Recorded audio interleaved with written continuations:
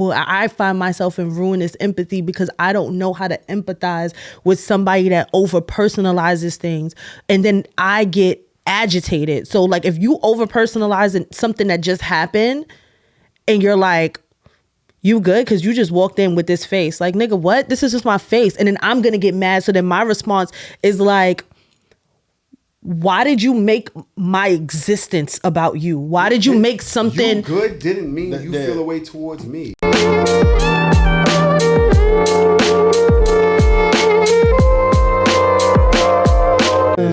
As a friend. As a friend. Turn these shits on. Turn these shits on. As a friend. Go ahead. Can never just have like private moments. Go ahead. This is peace. Come on. I have nothing but peace in my soul for you. Okay. Right? Mm-hmm. Why is it that I can't say to you, this bothered me, without you finding a reason to make it my fault that I'm bothered? It's what? You won't say, yo, you know what? Yeah, I understand that. It always has to be some pushback. Why can't you just be like, yo, you know what? I feel you, and move forward.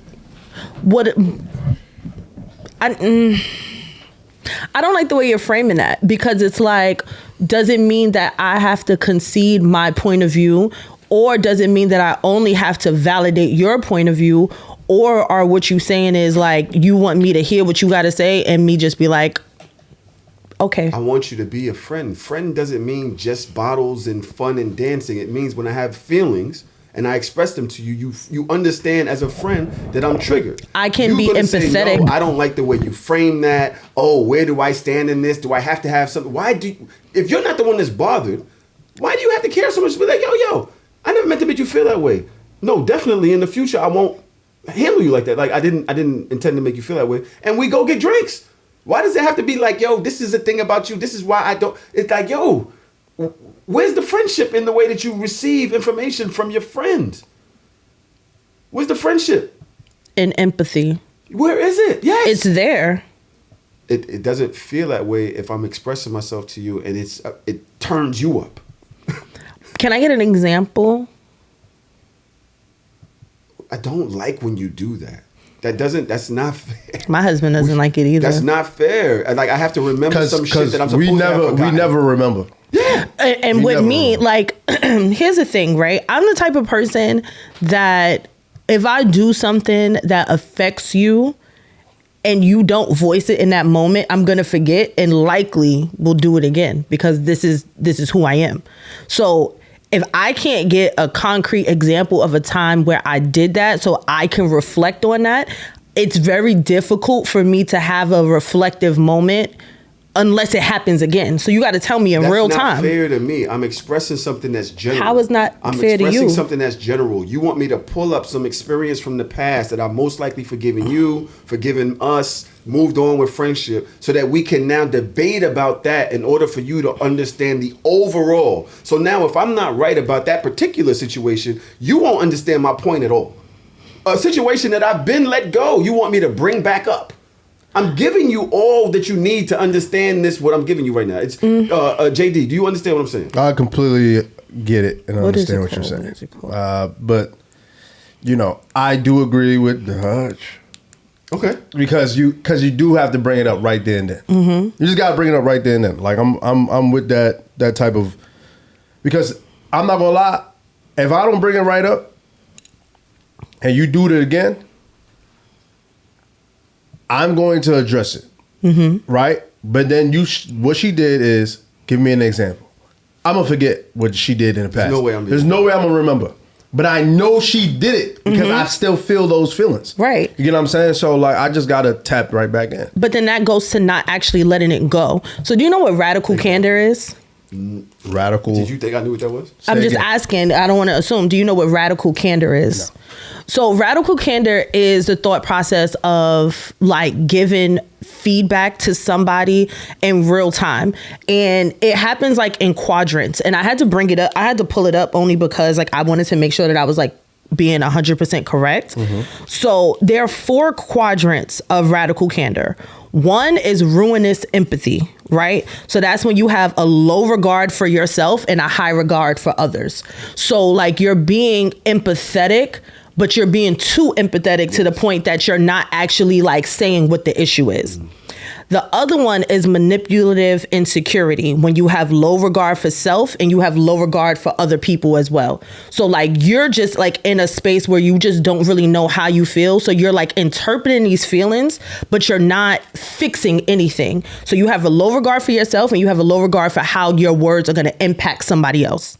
Then you have obnoxious aggression, right? Which is low regard for others and high regard for yourself.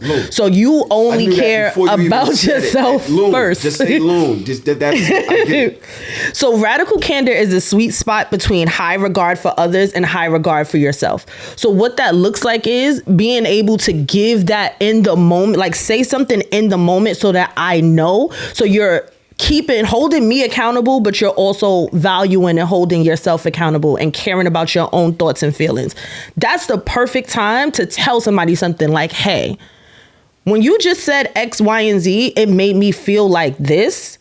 How do we prevent that from happening moving forward? I can do that. But if you don't and you find yourself in like that ruinous empathy spot, then I can't correct any behavior because you're like moving on. But I don't know that you're moving on from something. You're saying, okay, I get that. Okay. And I find myself somebody, and keep in mind, we're not talking about me and you right now. Yeah, we're not. Yeah.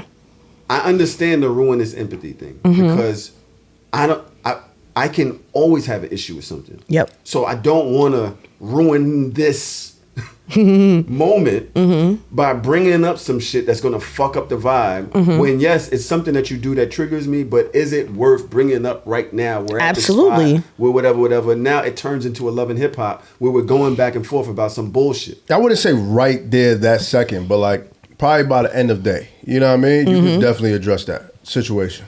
It's just easier to do so. Or in 24 hours when it's fresh in everybody's mind and spirit and it's like, yo, I didn't even mean that like that. Or I'm sorry, I can apologize for how I come across in the moment. But if you want me to remember thoughts, feelings, and emotions for some past shit and then like take accountability for that and like or have a level of empathy for that, I don't know how to operate in that space. Like I don't know how to have empathy for some past shit. You got to tell me in the moment so I know what I'm doing. I told you last week how I felt about you blowing me off. When did I blow you off? Going to that party. Damn. I told you, and you gave me no empathy whatsoever. You was just like, it is what it is. I told you I have a friend wound. I told you that it bothers me that you come in here, you be mean to me. You my friend. I'm not mean to you. That is a feeling. That's how I feel. But how do you feel that way? And the room was like, you are a little different with him. You're aggressive with him. That's what she said. That's the word she used. Right? Did I do something to you today? No, but see? Yeah. I see it. I'm not being heard. You're like fucking with me. I'm gaslighting. I'm asking a question because if we're bringing this up right now in this moment, some shit. But if we're bringing it up right now in this moment, now I'm assuming did I do something to you today that we're still here? That we're not still here. You asked me to bring up a. That's the example. Do it, and I'm telling you, and you're doing it right now. Is that the example? That's the example. Okay, go ahead. I was confused. I can't ask clarifying questions either. I'm so sorry that I make you feel like that I'm a bad friend to you. Nah, dog. I didn't say you was a bad friend. I don't know what you want me to say then. I said I didn't feel heard. And when I tried to express it to you, you made me feel like I shouldn't have said it. Dodge, real quick. Do you feel like, real talk, do you feel like you're expressing empathy towards him? Right now? I'm trying. In this very second? I'm trying. Even right now, when you're saying, I'm so sorry. I don't know. Sarcastic. I can't fucking win. It sounded sarcastic. You don't believe But I wasn't being sarcastic. Centering yourself. I can't win. This is my friend wound, and I'm expressing it, and somehow it's you. Something's happening to you. No, nothing is happening to me. I'm not a victim. To win? What I'm saying is I can't be myself in my friendship, and I also can't apologize without it sounding condescending. So I don't know where's the middle right now. Like, I don't know what you need from me as your friend, because apologizing is not. She's an English major, English teacher. Yet she doesn't know how to say, yo, you know what? I heard you. I never meant to make you feel that way. Yo, it won't happen again. I didn't realize that it felt so strongly. I didn't realize that you felt so strongly about that. Right. And yo, I do get that. I thought, you present yourself in a way that's strong. You joke. I didn't realize that you felt. She couldn't come up with those words. And this is what I'm talking about. When somebody expresses themselves to you, you find a way to do this loop trick, do other shit. I can't win. I don't know how to be a better friend and all this other shit. Instead of just saying, yo, you know what? My bad. I didn't know I made you feel that way. But then when I do some shit and I don't know how to apologize to the way you do, I get attacked by these fucking people in the comments. Like, why did you gaslight Dodge like that? We got a message from somebody about last week's episode. Okay. You all right? I'm fine. You sure? Yeah. You need some water? No. I'm good. Thank you. Are you affected by what I said? I'm actually serious about the whole friend wound shit. And I thought about it, which is bigger than you. It's not you. Right. You one of the people that have kept me feeling loved and included and cared for. You do this thing, though, that can trigger a bigger thing within me is what I'm saying. Do you understand? I do understand. So, but does not mean that you are the root or you can be an agitator, but a low agitator. A very small part of the agitator. I would say Traum is a bigger agitator. I would say Traum is a better, but I wish that he was here so I could say it. But I would say that he's a bigger agitator, right? Like you do these little things but then I'm able to register in my head, this is my friend. Come on. You can't, right? I value that. A ruinous the ruinous empathy box. Because I'm like not really putting it on you. I'm caring more about you than me in the moment. Right. And I think that tough conversations are necessary in upholding friendships. But I think that for me, I just like to ask a lot of questions. I just need clarifying questions and clarifying moments. And I feel like when I'm asking questions, it's like, oh, you're not being empathetic or you're not hearing me. Like, it's not that I'm not hearing you, is I'm genuinely trying to understand. And then I start to feel defeated when I ask questions because it's like, I'm not handling the situation the right way, but I don't know the right way to handle certain situations. When you bring things to me as a friend, and this is not you in general, this is any friend, you bring things to me, I'm going to have an opinion, and my opinion might not always align with you. So me giving my opinion is not me not being supportive, or me giving my opinion on how a situation could have been done differently. It's not me not hearing you or dismissing you. Is more like, well, how do we mitigate this from happening moving forward? Or how can we be in this moment and have our feelings, but it not dilute friendships and relationships and burn bridges? So I'm always open to having a conversation and a dialogue, but there are times that you might not need the dialogue from me, and that's cool. But just tell me, be like, I don't really need your opinion right now. JD. Okay, cool. Did you hear everything she just said? I did, but I was about to ask. So, like, then what is the solution right here? Let's bring it to y'all. What you think? This is a bigger conversation to me. It is a bigger conversation. And I'm gonna get to that. So okay. Put a pin in that, right? Because I do believe that there's a bigger conversation. I just thought that everything she said was bullshit. See, but you can't do that, so. You just can't do but it happens to me so frequently, and I literally I let it roll off. But if I was to Tahoe the situation, I'd be in my feelings, and I'm da da da da da da. I just did this whole shit where I'm trying to express it. We was talking about it. You did this backflip, this, that, and the other, and then once you realize, all right, you know what, that play didn't work. You come with this really great scientific breakdown of how you can react and should react, and the meaning and mitigate and all this other shit, which is nothing of what you did in the moment. This is why I said it's bullshit. I thought the answer was correct, but that's not how you respond in the moment. Got it. So I like the answer, but it doesn't. It's a yesterday answer. It's one of those things like, yeah, you know what to say, but that's not how you move. Yesterday, how you feeling today? You know, I can't hear you. I said, I'm sorry. I said, you know, I'm feeling good. And the conversation is actually going good. I'm actually on Dod's side with this. I'm going to keep it a buck with you. You? No way. Yeah, because I'm listening to everything you're saying, and you know I love you, but you full of shit. Oh. I love you. You my dog, but you full of shit. Right, Because everything that you're saying about Dodge is what you are and what you do. That's the shit that's funny because you're literally breaking it down piece by piece, but it's like, oh, yo, you do the same exact shit. Exactly. But I do it. You know what? Me and Tahoe the same person. He does it to other people. I do it to him. It's a terrible cycle. Yeah, but at least I can admit that I understand where you're coming from. I might not be the softest when it comes to you, but there's a reason for that. And you know, and that's I respect Dodge because Dodge at least could say that. Tahoe is gonna make you. He gonna put you in a matrix. He gonna put you in some type of illusion, some optical illusion to make you think and feel like. Why you can't be soft with your peoples though? What's that? I can be soft with my peoples, but there is. All right. Fuck it. Here we are. Okay, let's go. Let's go. Let's do it. Fuck it. Tapping in. I am not soft with my dad. I'm not soft with my uncles. Tahoe is literally the same age as some of my uncles. I talk to Tahoe the way that I talk to the men in my life that I look up to in a certain way. I don't coddle them. I don't coddle my feedback when it comes to a certain level of respect that I have for a certain man. I just don't. I feel like the word coddle is off. You ask for vulnerability, you ask for sensitivity for men, and then I don't ask. I've never asked for that. This is a lot of the conversations that we have on here that you bring up because I don't. This way, I don't want men talking to me.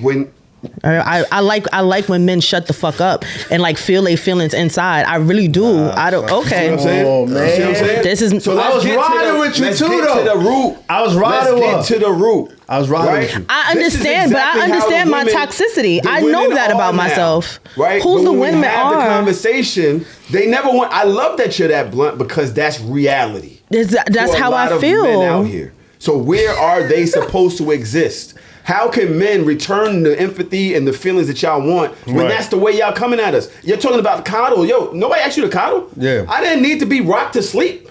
I said understood. I just expressed myself and you said, I'm not going to coddle you. I don't talk to you like that because I don't even want niggas to talk to me. I really don't. Exactly. So wait, you don't want like even like your significant other. Right? That's different. That's different. Okay. That's different. That's different. My husband is completely. He does. I do not. The way that I deal with other men in the world is never on the same level that I deal with my husband. Absolutely not. That's that can't equate. That makes perfect sense. But what about people that you consider friends and family? I understand strangers, like you know, like a man, like we just met each other. You don't give a fuck about my feelings. I'm not gonna tell you my shit. You know what I'm saying? Tahoe or your uncles or your father be like, yo, stop talking to me. No. It's not nah. It's very much if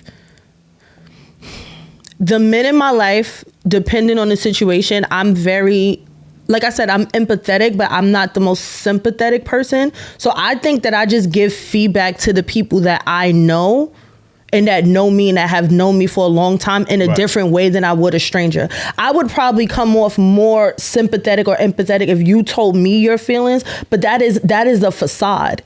Right? That is me like trying to make you feel good as a person because we don't really know each other. So I can't be my true self to you. So I feel like I can be my true self to my true friends, to my true family. And my true self is somebody that is not necessarily a soft place to land. Yeah. I'm not always the softest place to land for a lot of people. And that's something that I've been working on, whereas when it comes to my friends, I withhold a lot of my opinions about the things that my friends do feel. Like I'm at that point, like maybe in the last 4 or 5 years, I literally be minding my fucking business because if I told niggas unfiltered the way I really feel about the shit that they do, it'll be bad. So I'm gonna support you. Like, all right, you feel like I come off this way, I'm sorry. I'll try to figure it out. I'll try to I'll walk more on eggshells for my friendships. But if you want me to be honest, how? You just said I don't walk. I'm going to be very unfiltered with my friends. And then you're going to say, yo, I walk on eggshells. I have to walk on eggshells because of when I'm being unfiltered, I'm like this big bad bitch. And I don't want to be that either to y'all. I feel like all friends walk on eggshells around their friends in that aspect. Okay. You're not going to be brutally honest about a lot of the shit that you see with your friends all the time? No, I'm gonna be honest though. And if you want me to be honest, I'm gonna be honest. If you want my real feelings in a moment, I'm gonna give my real feelings in a moment. And I'm sorry if you express something to me and my real feeling in a moment is this is not that big of a deal.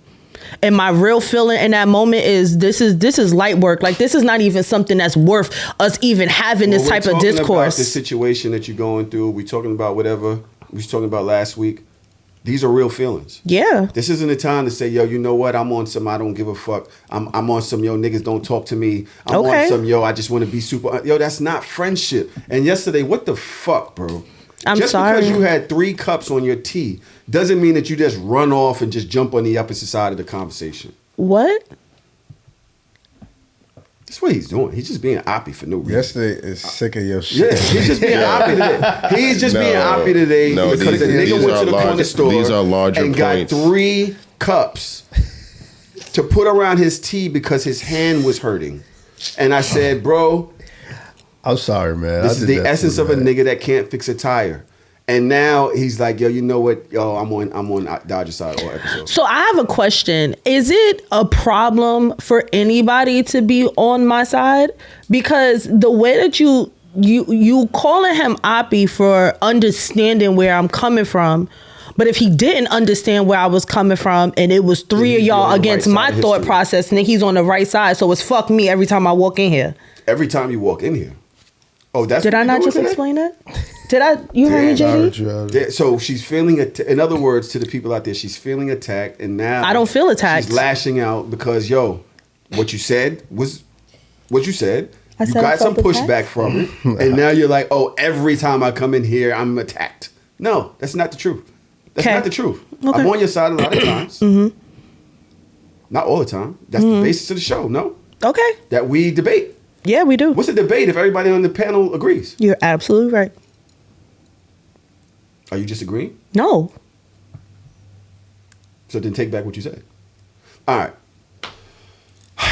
So Shameless. How y'all feeling out there today? Yo, that is funny, bro. I didn't even do that. I'm just sitting here. You do say things very like, okay. And it gives off like, you don't mean that. I think that I have a very strong voice. She does. No, I think that she's the fucking GOAT of the show. She came and took this show by doing the shit. What she did last week, she was like, assume I fuck everybody.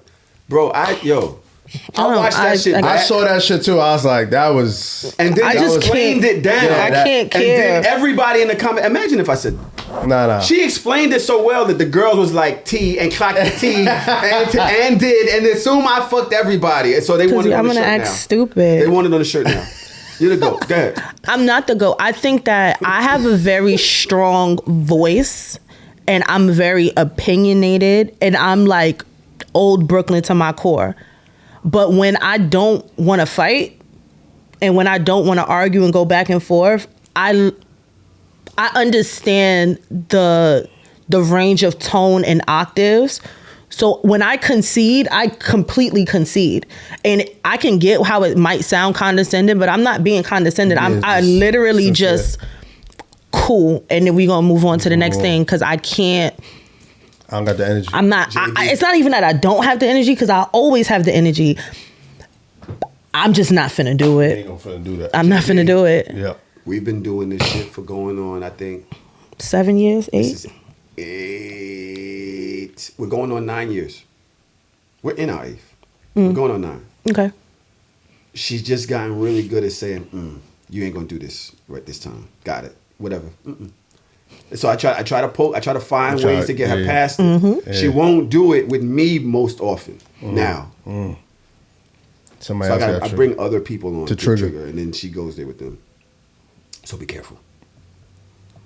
We have JD the Opinionated from the In Living Black podcast back here. What's good? What's goody? Yesterday, how you feeling, man? I'm chilling, gang. I'm here. Regular degular. I can't hear you, bro, on the mic. I said I'm chilling. I'm here, gang. Regular degular. How you feeling today? How's that tea treating you? Pretty good. Was it coffee? Tea. No, I don't drink coffee. What type of tea you had? Ginger lemon. Oh, that's what type I had. That's my fave. Yeah, twin ends. Twin ends I add honey and lemon to it. Of course. I want to up the lemon. Yeah. You know what I'm saying? Definitely adding more lemon juice too. Up the lemon in it. Dodge, how you feeling today? I'm cool. Yeah. Yeah. I just say, with whatever situation we are talking about, is it really worth it? Because I doubt that you really give a fuck about. So if it matters to them, why debate? Because you care about the person. I do. So if they feel strongly, what's the debate for? Because I think a lot of people sometimes have a tendency to weaponize their feelings, and it turns into a manipulation. And I'm not willing to play these games. My man felt that shit. Yo, that's why I fuck with her. Yo, I said that same bar the other day, yo. I said the same bar the other day. I'm just tired. Niggas be like, everybody has feelings, and everybody's feelings are valid, but your feelings, you can't use your feelings to dictate my movements. And I think that that's the problem. Like, after all of these years, you supposed to know me well enough to know, because I'm not a person that changes a lot. Like, I elevate in the way that I might do things, but the actions at the root are still the same. The words at the root are still the same. I continue to learn more and read more and grow. So the way that I deliver the message has changed, but I'm still the same fucking person. And if you've known me for a long period of time, there's just certain ways that you should not be dealing with me. And if you're going to continue to deal with me in that way, I'm not going to let you get it out. Well, what if they feel the same way? Most times when a friend has a problem with another friend, it's not a certain thing. It's a repeated behavior that they're like, yo, why do you do this? This is what yesterday said before we started the show. He's like, yo, you always trying to put me down. You want to make me the op, right? If it was just one shot, like say JD threw the shot or notice the triple cup. Yeah. He don't think JD got a problem with him. Nah. But he's like, here come Tahoe. You always got something to say. Why are you always trying to make me the op? It's a continued behavior that's irritating. Yeah. So if you can feel that way, why not understand when somebody else feels that way?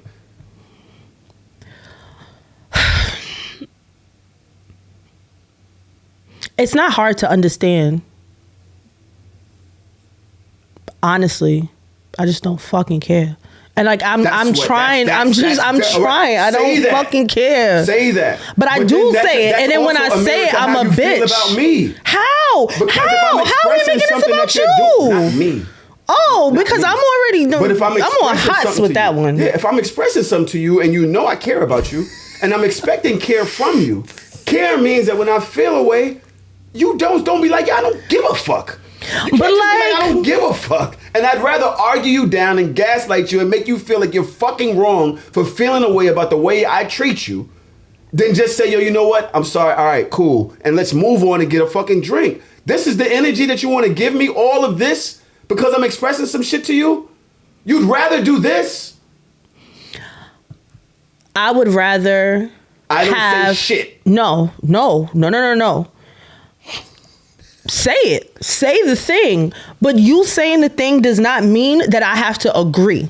And I think that that's where we get fucked up a lot. I don't have to agree with how you feel. You can feel how you feel, and that's fine. And I can feel how I feel, and that's fine. And we should be able to move forward together, coming to a middle ground of compromise. I don't need to just like divert my whole feeling because your feelings is hurt off of some bullshit and something that I really believe is bullshit in my heart of heart and soul of soul. I keep telling people I'm not nice. I'm not nice. Like I don't have a lot of these like kind? Are you kind? There's a difference between nice and kind. The fake me is very kind. I'm not a Slytherin for no reason. Like I really live and die, but I really am though. It's not a fucking cartoon. It's not just a book. It's not a cartoon. It's also no, it's not just a book. And the Harry Potter reference. It's bigger than that because there are certain things there's certain adjectives that people live by that are part of their personality. And that's why I identify. And what I notice about myself is... Identify now. what I notice about myself is I am very emotional. I'm very sensitive, but I'm also a girl from Brooklyn. So there's a lot of layers and walls and bricks that are built up around the fact that I'm really soft on the inside. And with that softness, when I feel a certain type of way, I express it and I can move forward. But I don't like having the same argument over and over and over for years. Because at this point, we're at years of having the same fucking issue. And it's not an issue. It's a non-fact. Like, it's not an issue. But you continuously make it an issue. So because your feelings is still hurt by the same shit for years, who's the real problem here? And I'm not going to have you villainize me and make me seem like I'm the problem, because if I'm nothing, I'm consistent. You still mad year 7 about the same shit I was doing year 1. Bitch, this is just who I am. So it's either you going to be here or you not going to be here, but you're not going to keep like this back and forth. Like I'm talking to you, I'm not talking to you, or like, oh, like I'm ignoring you, I'm not ignoring you, because I need you to like feel how I feel about, like, I don't give a fuck. This is the same fucking argument. I'm going to be the way that I am. Are you with me? Or are you not? Pick a side. And that's where we are. So that's why I don't give a fuck. I can't. I gave a fuck 3 years ago. But we still here. So who's the problem? Guess it's me. And that's fine.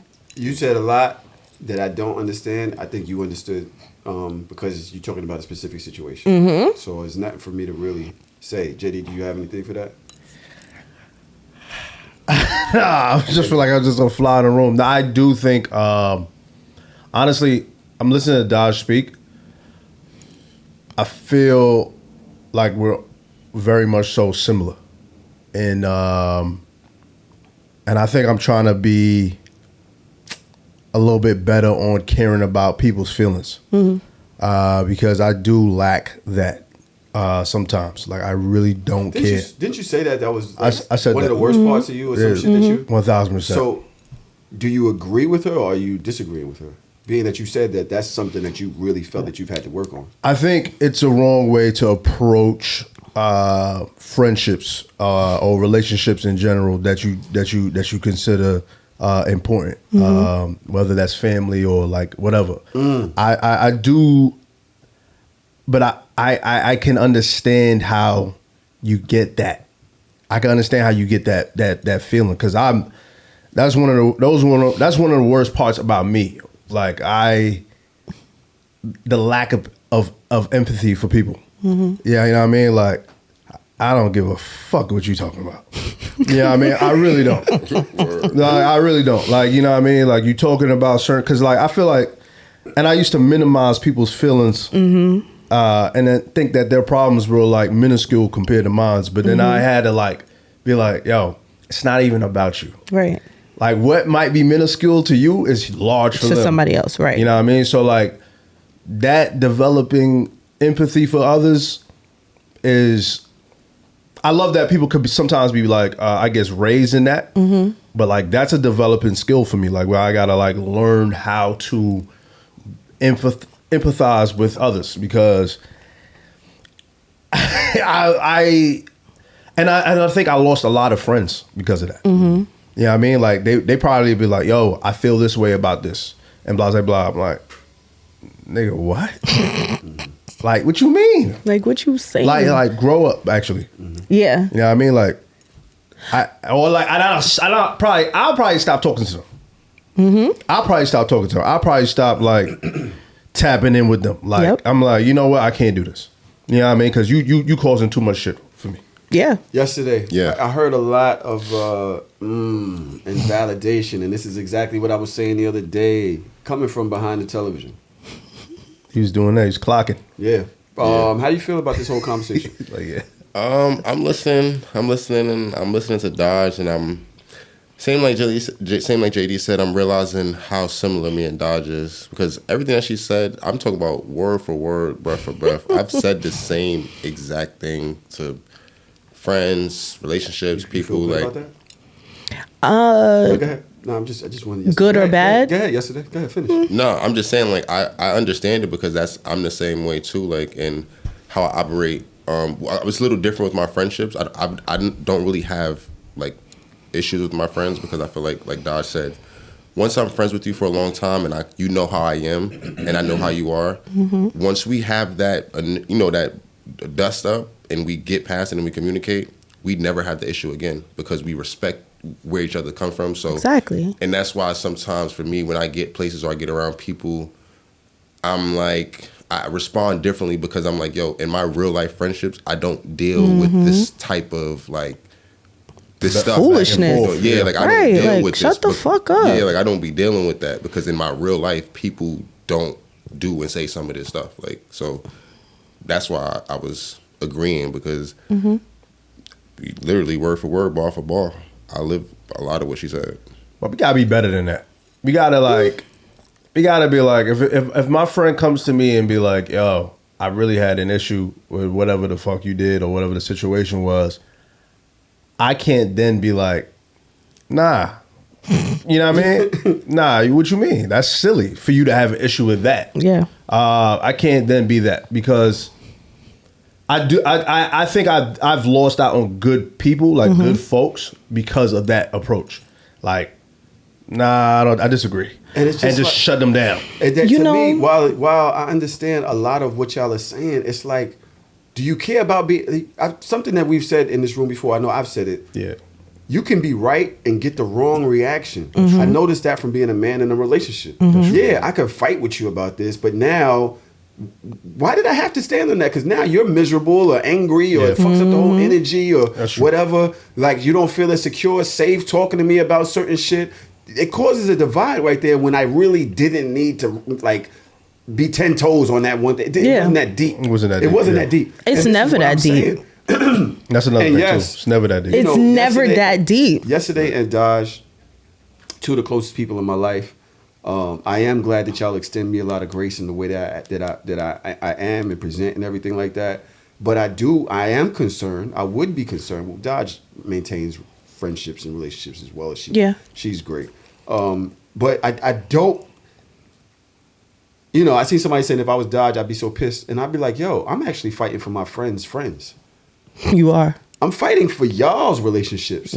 We've all, I've developed a tough skin, and I'll talk about this in the thing that I actually put a pin in. I've developed a tough skin. I know who's there for me, and fuck it. None of this shit really matters. Yeah. I know that. So I just kind of like, I have that. What's the first one? Ruinous empathy. Yeah, I'm kind of just like, I'm not going to give a fuck too much about all that because I don't want to lose the friends I have left. No, type shit. You know what I'm saying? I don't want to, all right, whatever. But I don't think, especially for Yes, at his age, and men mature later than women. So he's starting this manhood thing right now at his age. And yesterday, I don't mean to be disrespectful when I say that, but you become a different person in your mid-30s as a man, right? At your first, that 30, 31, 32, whatever you're at right now, that's kind of your late 20s. It's kind of, women have matured years ago to where men are in their early 30s. They just have. They're just the way we built. You know what I'm saying? So, yeah, I don't want to give you that advice like, yeah, I understand and I'm cool with that because I can see that not being good for you. And you're an Aquarius, so it's just double down on I don't give a fuck. That's a lot of I don't give a fuck in the time and date and all of that when you was born. You might not agree with it, but people who have experienced Aquariuses understand that. That just, it's not a cool thing, bro. I don't want to co-sign that. I think that a lot of the way that I am is a trauma response. Say that. No, I'm gonna name the thing because I'm not a person that's not reflective, and I understand for somebody that went through the amount of loss and trauma and emotions and depression and anxiety and the PTSD and the mood disorder and all of the things, right? Like when you add all of the things up, I understand why I am the way that I am now, because when I was super empathetic and sympathetic, I was going through so much shit, and I never felt like there was somebody that actually tapped into and cared about my feelings. And my feelings was like real raw. Like it was real life shit that was going on. So it's very difficult for me to empathize, understanding all the real life shit that I went through at a very young age in a very small window of time. Whereas that's not an excuse. Where I struggle is, I very rarely say the first thing that comes to my mind. That's my struggle too. So when I feel like I am not getting the accolades, I guess, of being empathetic, it's like, damn, if you thought I'm not empathetic now, if I said the real shit that I said, god damn, like, am I a fucked up person? Like, I thought that I was turning the empathy on in this moment, and it's like, damn, that wasn't enough. So like, what does that look like? And then that's when I concede, because I don't know how to find the middle, because I can't argue my thought process, because if my feelings or my reaction is hurting you as a friend, I can't argue and justify that, so I'm just gonna concede and I'll be like, you know what, you're right. I'm sorry. I don't want no problems with the people that I care about. That's such a fucking excuse, bro. Okay. The reason why I say that is because, I could be meaner. Is not really a apology, or it's not really an understanding. I didn't know I was apologizing. But that's what I'm saying. Like, if you knew what I said, you thought what I said now was fucked up. You shouldn't. What I didn't say was way worse. Treacherous. Yeah. That's kind of like, bro, that's not what we talk about right now. And you're great at expressing yourself. You're great at understanding the English language. Like, it's like, I'm great at find other words than saying, hey, you know what? I could, but when I do find other words, you say that is bullshit. When I'm being raw and unfiltered and uncut, it's like, oh, but you can be better than that. You can articulate that better than that. So when I say things like I can't win, it's not me being a victim in that moment. It's me being who I am. Right. I've always haven't been a person that's misunderstood. Like, right. I can't. This is what I'm gonna say it the right way. So fuck it. JD. I'm sorry. Don't worry. We're gonna let you into the conversation soon. This is what I'm gonna say to Dodge, because she's been here with me for 9 years. Yeah. Dodge, have I done a better job at being communicative or a friend or whatever since we started? Of course. Why is that? Why did that happen? Because of radical candor. Because you used to get mad at me. Mad? You used to express how I'm hurting your feelings. Radical candor. You used to express, okay, but I purposely don't say, because you said, you have a, nigga, I always say what's on my mind. That's how the first thing that comes to mind. I've been doing that for 50 years. Right. 9 years ago, when I was 41, you come on the show and express to me how the way I communicate doesn't work, how the way I talk to my friends doesn't work. Yeah. And I could easily be like, that's who I've been my whole life.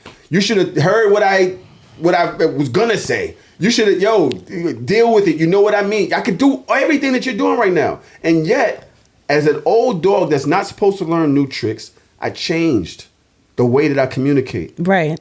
For the greater good, to maintain and preserve my relationships, to make you feel heard, to not feel like I'm triggering you or attacking you or things that you know that you've said to me before. I think that is the change, though. That is. No, I'm saying what Dodge is saying. Okay. That's the change. Like, her saying, like, I could have said something way worse. It's her being better than what she once was. You know what I mean? Yes, that's fair. And but within growth, right? Like, I'm still growing and evolving. So whereas in the last 9 years you've changed, this is not. I don't want to make this about you. I'm gonna make this. I'm gonna send to myself really, really quickly, and I'm gonna tell y'all where I'm having like a growth issue in my life. I consistently feel like there's an expectation of who I am and who I'm supposed to be. And no matter what, I can't reach that bar because whenever I'm honest or whenever I am really reflective, it's like, but you could have always been better. You could be better than that. You can do more. You can like you're here, but you're really supposed to be here because you're smart or you're articulate. Like, I have never been able to exist. I've always had to continuously grow and add and do more and do more and do more and do more. Like I think that that's the reason why I have like this perfectionism in me that I'm trying to get to the root of. And it's because I have never heard, sans my husband maybe, like, you're enough where you are right now. It's always more. Do more, be better. Dodge has to be like I'm up here, and I'm really not though. Like, I am a normal person. I'm going to be good person some days. I'm going to be bad person some days. I'm going to respond to things well sometimes. I'm not going to respond to things well sometimes. I'm going to be brutally honest, and I'm not going to be brutally honest. Like, all of these things are going to happen because I'm a normal fucking person. And I'm at the point in my maturity and adulthood that I'm not apologizing for being normal anymore. So if my growth or my lack of being able to be perfect or respond perfect in a moment cause a rift or a problem, I need everybody to fucking deal with it, because I'm not perfect and I'm never trying to be. Therefore, you're gonna have to treat me like every other human. I'm a slip and I'm a fall. God ain't through with me yet. All of the colloquialisms that we could say as black people, it is what it is. I'm not perfect. Everybody has to leave me the fuck alone. And that's the beauty of being a human, I think. You know what I'm saying? Like, especially a person that's forever evolving, you know, like you're noticing your bad behaviors or bad habits, and then fixing it and then changing it throughout years of life. I think right. That's the beauty of doing this, because sometimes you're gonna be good, sometimes you're gonna be terrible. And even small shit, but like when I'm driving and somebody like cut me off, I have half the mind to go crazy. But then I'm like, you know what? Nah. Because 2-3 years ago, I might have got out of the car. Like, it was bad. It's just bad. I got like bad, you know what I mean? But like now I'm like, like I take breathes, I take steps. And but that's just the beauty of like me, like understanding, like, first of all, I don't want to die. Right. You never know. Right. But secondly, it's like, yo, let me slow down. Yeah. Let me take a second. You know what I mean? I think that's just the beauty of it. Like, that's good that that you notice your bad behaviors and you tap in there. Yesterday, you got something you want to add to that? Nah, I agree a lot of what Dodge said as far as having a lot of expectation put on you and for you to be, for you to present a certain way. And, hell yeah. And for me, I feel like, like I said, it's the same thing. Like, and I don't know. Wow, I feel like I'm learning a lot about Dodge today. But but I've been through that myself as well, and I've felt like to the I don't care portion. When you asked me, you was like, you know, you feel like you don't like that pathway, and I was thinking about that, and I'm just like, damn, like, why did I get there? And I was realizing that over the course of my life and a lot of my friendships, I've always had to be the friend that had to lead, right? Like I told you, when I was in high school, I had one of my friends come live with me, right? He had a situation at home. I took him in, right? I was taking care of both of us. And that's just who I've been throughout my whole life. So I didn't always have somebody to have that, you know, that guiding star for. I was always the guiding star. So it gets tough when the expectation is, that's always the expectation. And when I fell, when I've been down, I've had to look and there was nobody there. I didn't have no battery put in my back, right? So when you ask me why I don't like certain stuff, it's because people who I really care about in my life, I really care about what they think about me, because I've been in situations where people that I thought cared about me just one day didn't care about me no more, or treated me in that type of way, or discarded me, right? And it didn't matter how much work I put in, it didn't matter how down I was, it didn't matter how much money I spent, or how much street shit we went through together. It was just you get what I'm saying? This situation is better for me, so fuck the friendship. So I've had to become I don't care, because I couldn't live or die with not knowing where I'm standing with people. I know where I stand with myself. So that's why I always was like, you know what? And you asked me like, yo, why am I that way? It's because my life, my friendships, being in music, I've had to say, yo, fuck it. Fuck everybody. Fuck all of this shit that's going on. I know that I have me at the end of the day. Right. Whoever else is going to come, that's cool, but I cannot bank on that, because me banking on that has hurt me before. You know,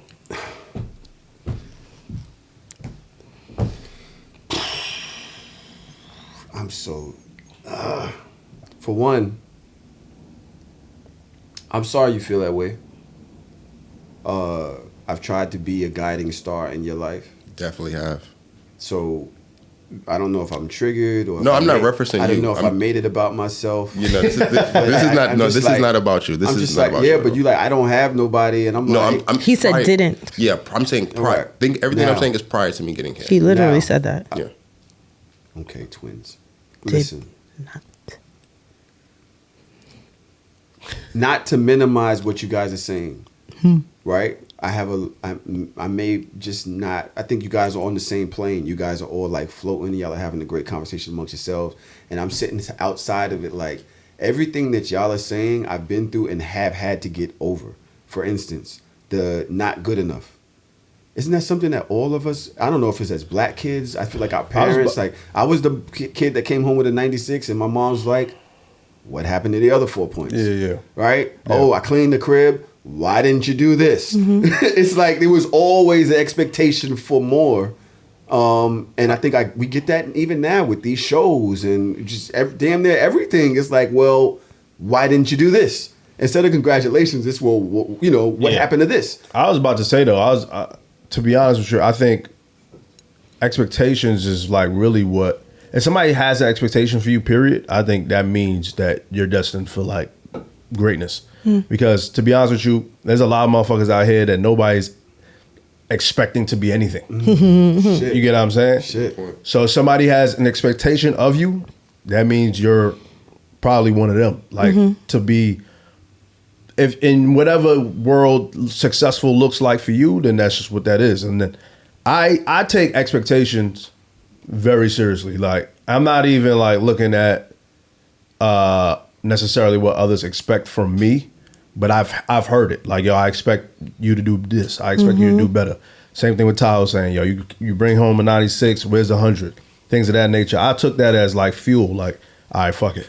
Like, just But I gotta took do it better. as like, damn, I'm never going to be good enough. I never took it as that. Yeah, me either. I will say this. This is not on that point. Yeah. This is to hate on my cousin. I'm fucking dead. That's peace. If Sick of all that of shit. these people leave, do you think they're abandoning you, or do you think that in yourself, like, damn, there is a recurring thing that I'm doing to destroy relationships. I need to work on myself. Is that for him or that's for him. us? Because Okay. he said that these people have left me, and I'm like, is it them, or is it you? See, now that's an interesting question, because if I say it's them, then you're going to tell me that I'm not. Stop trying to control the narrative. I'm asking you, telling you exactly how you looked at it. I'm specifically with the friends that I'm talking about in this situation, and I don't want to sound like that, but it's never me in my friendships, because I don't. This is why I have the same friends for 15 and 20 years. All of my friends are still my friends because I am a solid person. I've been the same way since I've been high school, college. That's why people fuck with me. And that's why I hold my friends accountable, right? So like I was telling you about the high school situation. That friend I stopped talking to because I felt like he did something that was disloyal, right? I felt like I took him in, I brought him into my hood, to my neighborhood, and somebody from my neighborhood, my brother's mother passed away. He didn't reach out to my brother. Oh, yeah, I remember that person. Yeah. Mm-hmm. So that's not on me. I did everything I could. Like I gave you access to everything. That's not on me. That wasn't me missing the mark or me not doing something. You feel what I'm saying? So I've had to realize that all of this stuff is not my fault, and it's okay. Right. So, you know what I'm saying? So that's why when you're saying like, yo, is it you or is it other people? In those situations, this has been other people because, again, all of my friendships have remained the same a decade, 15, 2 decades. That's a blessing. I think that there is a both and in that. Like for some of the friendships that I've lost in the last 6-7 years, I take accountability in for several reasons. And most of it is given too many chances for people to play with me. And that when I really decide to finally put my foot down, then it's like, Yeah, fuck that. I've lost this ongoing friendship for this amount of time. Like, I've come to the point where I understand that not everybody is going to be around forever. You have the reasons and the seasons and the lifetimes, as we all know. And I'm okay with the people that are no longer in my life because they weren't growing the way that I'm trying to grow. And booked us for $4,000. Good. What? No, forget. I'm not growing the way they're not growing the way that I want to grow. And I'm actually reevaluating and looking at my circle right now. Like, damn, in the next couple years, a couple of y'all niggas not going to be around because... Why not kick them out right now? Why wait years? Because it's hard.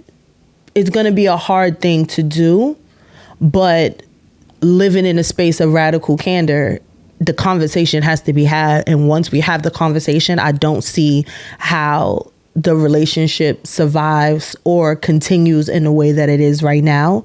So I think that it's one of those things that's going to take a long time to phase out, because when you're really close with people, it's not like you can just like not be around tomorrow. Like, so things gonna have to phase out. We're gonna have to, put some space in between us. It's gonna take a little while, but I'm already seeing certain behaviors that's just like, I can't fuck with y'all niggas no more. Y'all niggas not growing. I can't. I want to get into, being that we've spoken about this for damn near an hour, the conversation we had last week where I brought up my friend wound, losing friends and such. I think this is what yesterday was just talking about. Obviously, shit, who knew that this conversation was going to take over the damn whole first part of the episode, right? But shit, somebody did write into us. They said, I just caught up on the latest episode of So Shameless. It's funny because I've been thinking over my friendships. I feel you too. I'm an introvert, so 9 times out of 10, I'm not coming. LOL. But I would like the invite. I would like to know I was a thought. I just had a baby in March, and it feels like everyone just forgot about me. I've heard more times than I'd like, oh my God, I'm sorry, I forgot to invite you. And I'm over it. I've never not been around just because. It's usually a valid reason. And when it's real important, I put my shit to the side and show up. In the past, I've struggled with depression, anxiety, and it kept me inside, but I never really got care or understanding. Sounds like what Dodge said. It just was like, you not showing up the way I want you to, so it's a problem. Meanwhile, I'm drowning. Shit, I'm drowning now. Facts. They like to go out to bars and clubs. That's not my thing. I was working a job that I had to be up around 3, so I couldn't go to late night things. She said a little bit more, but I'm going to let that, let me see. I stopped speaking on certain shit, but nobody gets it. I already had very few friends, so I really just been rocking the loans. I understand you, Tahoe. I feel you on a lot of things you say, honestly, like for what it's on. Now, I wasn't always this the way I am. I'm going to keep it real. When I started sanitation, right before that, I was a party guy. I'd be out every night, all of the popping clubs. I had a whole crew of friends. They'd come pick me up if I needed a ride, whatever. I heard about you too. Right? Yeah, thanks. Was it good? Yeah. My boss, she told me about you. Okay. Yeah. From back then? Back then. Okay, so I don't know what she said, but cool. I know what she about to do right now. Show me a picture. I don't know. But when I started working, I couldn't smoke anymore. Couldn't drink anymore because you can't show up to work drunk. So going to the club was tough for me. I had to be at work, at least leave at work 5, right? So being out till 2, 3 in the morning, it's crazy. That don't work for me. Around that time, I started getting my sons every weekend, Friday to Sunday. So where I couldn't hang out on the weekend doing the night thing, I'm also not able to really move like that on the weekends because I got my sons trying to be a good dad. Right. When I say I don't have friends like that, respectfully to Dodge, Trom, yes, I'm talking about all of them people disappeared. They just disappeared.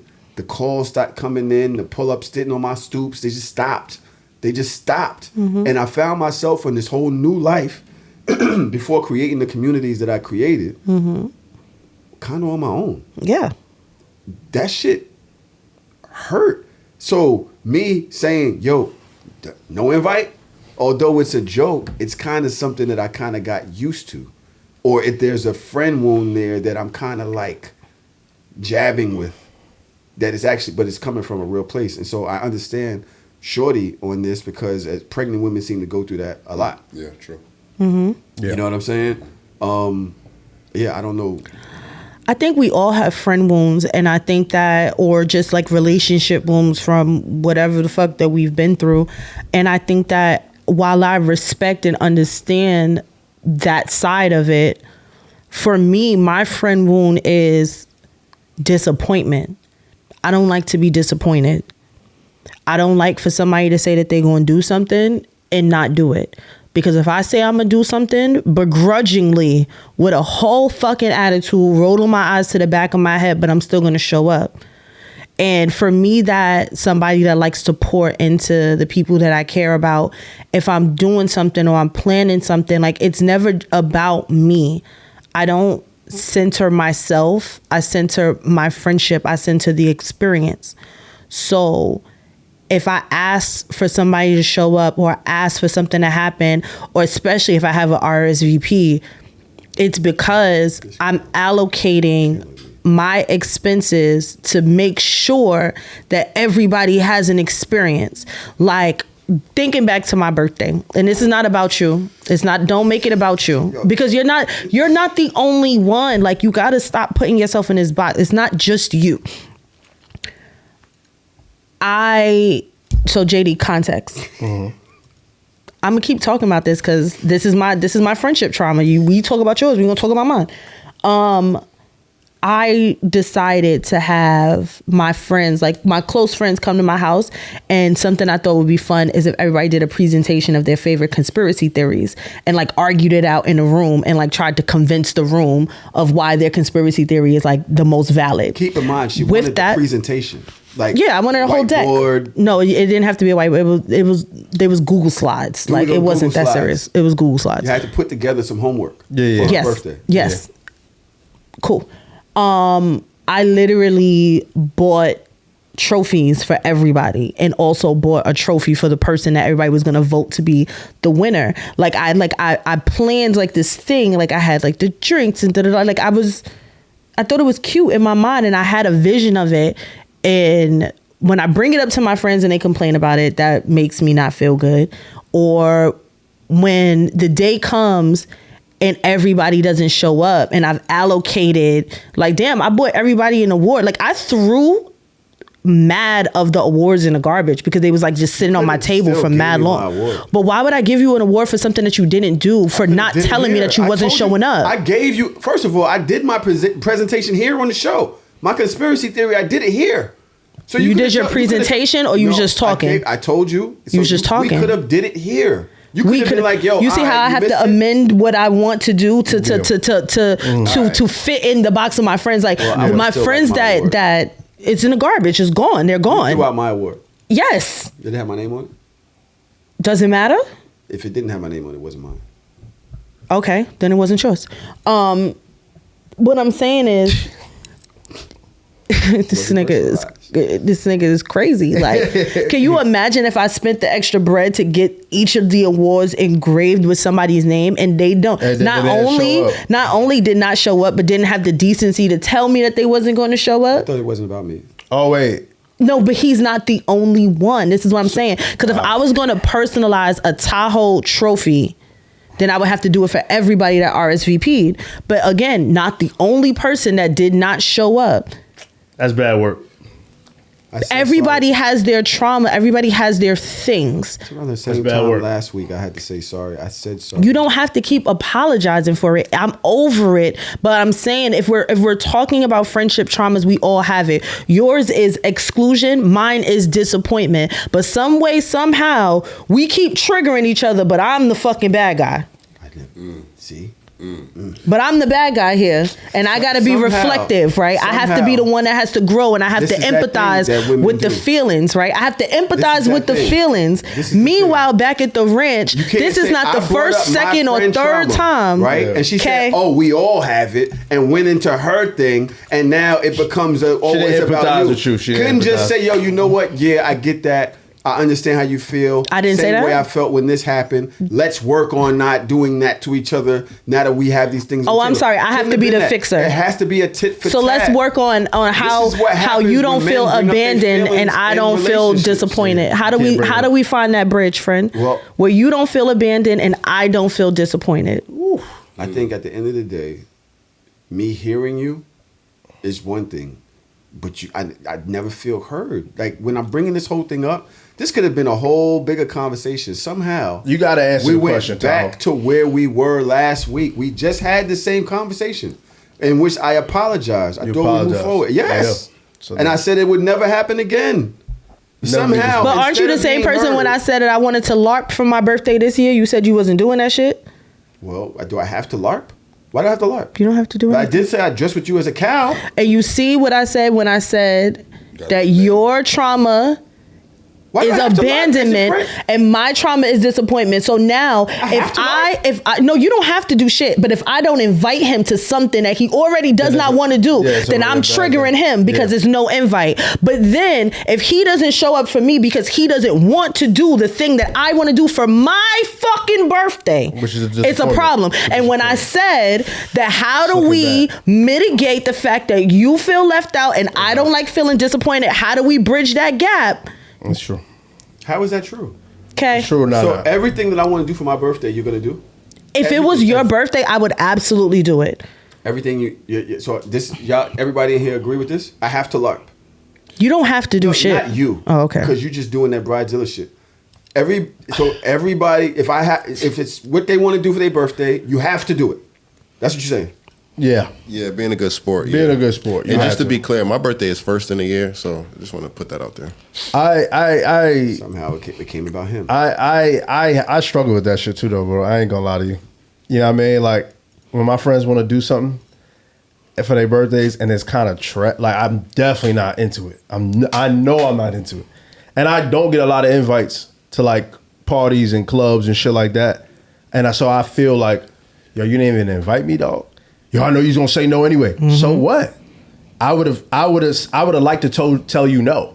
You know what I'm saying? I would like to have disappointed you to your face. No. So instead of me saving my disappointment, I just decided to exclude that piece of heartbreak from me. No, me saying no is not a disappointment now. Come on. How is that not disappointment? If I invite you somewhere, it's because I want you to be there. For you to say no, that is a disappointment. Okay, when it comes to your birthday, right? If it's your birthday, I'm going to rock out. Fuck it. I'm going to do whatever. I'm going to tap in. But if it's just like an outing, yo, okay, how about this, Dodge? Say, Dodge, you invited me to a club, right? Uh-huh. Whatever the case is. No. Right? Okay. But here's what we could do. We could grab a drink whenever you're ready. Right. That's cool. That's cool. Is that serve as a disappointment? No. Well, then that's because now we have a resolve. Exactly. Instead of just saying no and then or getting butthurt for not getting the invite when you was going to say no anyway, but you wasn't going to say nothing behind it. It wasn't going to be a no and let's do this instead, right? It was never going to be that. Right. Now you gotta. It just be like, I'm not into that, so no. Yeah. You gotta give something else. The fuck. You gotta give something else. Tahoe. You gotta give something else. But this nigga don't never give nothing else. He just be like, yeah, I don't want to do that. Yeah. I'm not into that. I'm too old for that. I'm 50 years old. Why would I do that? I'm not doing that. I'm not doing that. But then if you say he 50, no, you're wrong, Tahoe. It's like you're wrong, though. You're wrong. You can't say that. It's fucking ageism in this bitch. If you mention it, but it's not ageism if you exclude the nigga because he 50. This is some bullshit. Yeah, it's hard to win.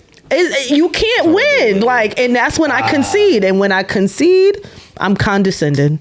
Yeah, I think they say that's fawning. They say. Yeah. Oh, I fawn all the time because I don't got time. Because if I get into the fight mode, then I'm the biggest bitch in the room. I don't want to be the biggest bitch in the room. I'm a sweetheart. That's why I say that's peace. Just get out of there. It is peace. Nice and easy. Dodge. Yes, sir. I don't like the word LARP. It's not a word. It's an acronym. Now I know what it means. Live action role playing. Mm-hmm. I'd love to LARP with you. for your birthday. Okay. You gonna dress up and everything? I'm gonna dress up and everything. I'm excited about it. Okay. You heard it. I heard it here first. Am I invited? Of course. Are you gonna show up or you're not gonna show up if Tahoe doesn't come again? No. See, this is a separate invite, so I will be dealing with you directly, Dodge. So Okay. yes, Was it? That's not what you was last time. No, You was only a +1. I didn't say that. He was not a +1. It sounds like He had his own invite. That's not what I It was sounded saying. like he just said. No, what I did was. Did he not just say that? Like I'm dealing with you directly. I said last time. I said, yo, I was supposed to come with you, and I didn't communicate with Dodge because I was going with you, and I left it all on you. Live. So to avoid that, I'm taking it off of you, and I'm saying, hey, All right, so you're not riding with me. Nah, I'm riding with you. No, you're not. I'm riding with you for sure, but I will be communicating with Dodge. If I have a cow uniform on, I'm not riding with you. I'm going by myself. Bitch, I'm a cow. Oh my God. So for Halloween, Yo, I have an inflatable dragon. Jesus. And I'm gonna be on the dragon. What? It's a dragon. I can't fucking wait. I can't wait. My party? No, I'm not wearing it to your party. Okay. Is it a problem if I did wear it to your party? Yo, do you have your outfit, Tahoe? It's a jungle and safari party. Why are you riding through the dragon? jungle Mythical, with a dragon? mythical safari? No. What is Mythical dragons? No. Yeah, So if it was a lion, it would be okay? this? Yeah. Oh, right. So I can come to your party with an inflatable lion costume. This is what you're saying. What you Yo, want? is there? Okay. Where can I get an inflatable tiger? Amazon. Tahoe, did you get your outfit? Did I did. You got your? I did. Okay. I got my Fire. outfit. Yes, we have a Halloween party for Hard or Soft. I know you guys is not with it, but it's gonna be pretty fun. It's been sold out for 2-3 weeks now. Love that. So great vibes. Do you going to the party? I'll be in Peru. Wow. You could have just said no. I didn't want to give the disappointment. You get what I'm That saying? not for You me. with the flex. Slight. I see this girl Imani from Culture Con. She has a new pod. I think it's a new pod. I'm not sure, but something that you guys spoke about today that I apparently did. She has a coined phrase too. Let's see. Oh wait.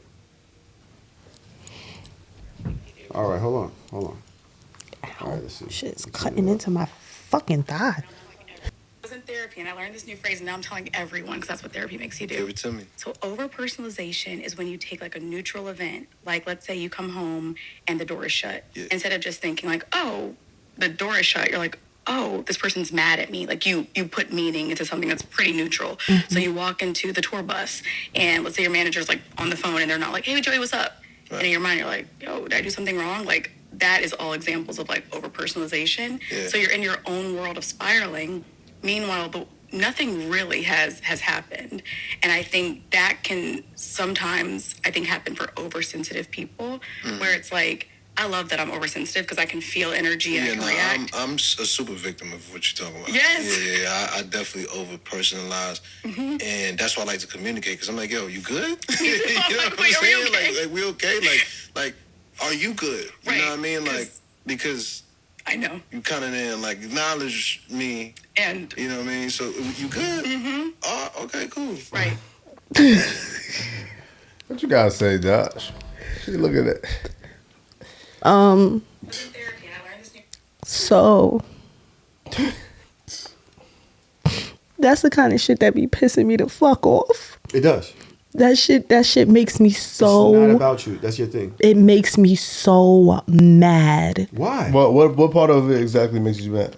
because, like you just said, it's not about, like, everything is not about you, and then that's the point where you find yourself in, well, I find myself in ruinous empathy because I don't know how to empathize with somebody that over personalizes things, and then I get agitated. So like if you over personalize something that just happened and you're like, you good because you just walked in with this face, like, nigga, what? This is just my face. And then I'm gonna get mad. So then my response is like, why did you make my existence about you? Why did you make something You good didn't mean you that- feel a way towards me. No. But what I'm saying is people that over personalize things, they make it seem like it's about them. Like you walked in with a face because of them.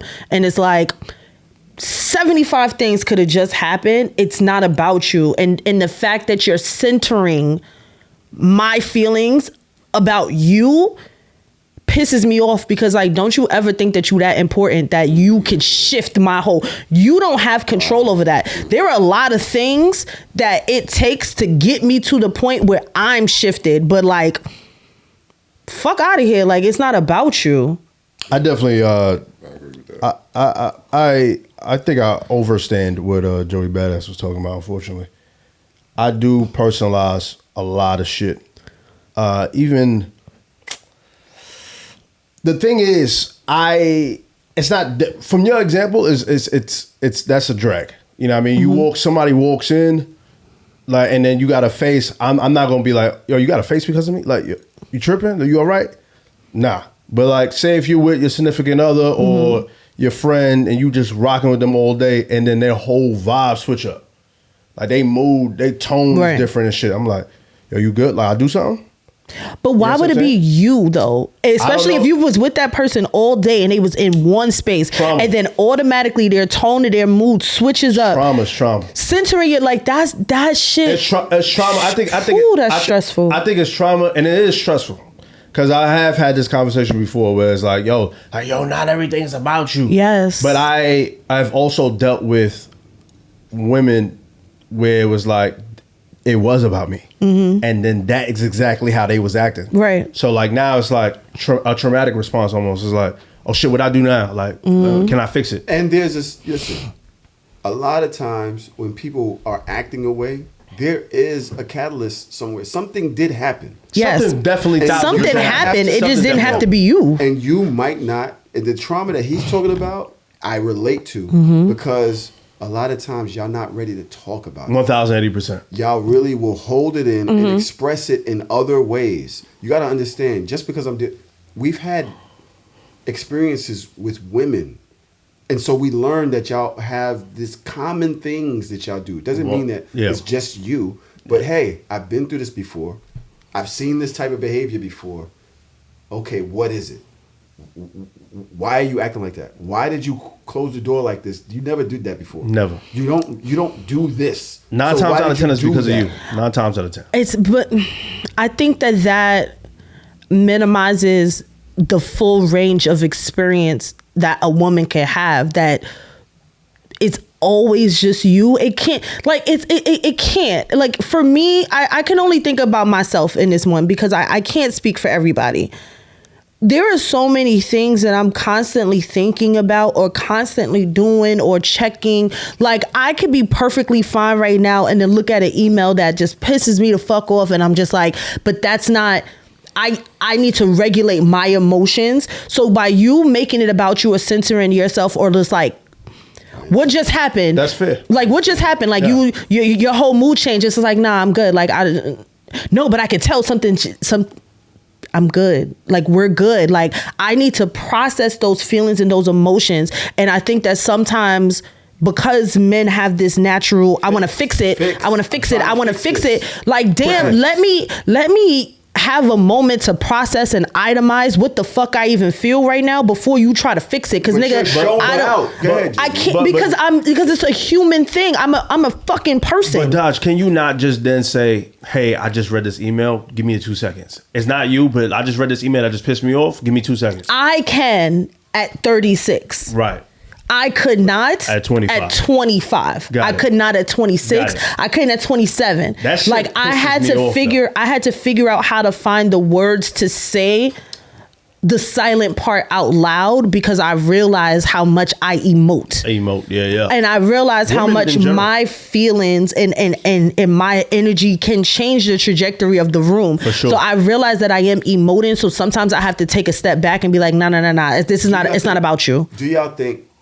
So I don't want to take it away from what we're talking about. Personalization, right? Is a thing, right? I think as a water sign, and I'm big on zodiacs. To anybody out there that's like, yo, this nigga always with these zodiacs. Yeah, I'm big on zodiacs. I can feel energy. Yes, I feel it, and I can tell. I also study my people. And so when you're acting out of the range, which is green, I know that we're in a yellow red. I'm trying to. What the hell is going on right now? I'm peeping that. Right. Do y'all think that people act out on purpose instead of communicating? Children. People that are not where's the let go at? Children or people that are not emotionally healed, they might act out on purpose for attention.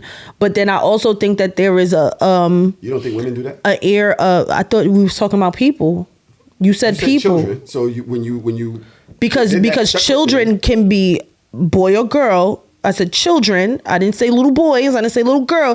Please, follow me. Don't do this right now. People that respond and act out on purpose are people that are not emotionally intelligent. So they're having a fucking temper tantrum like a child.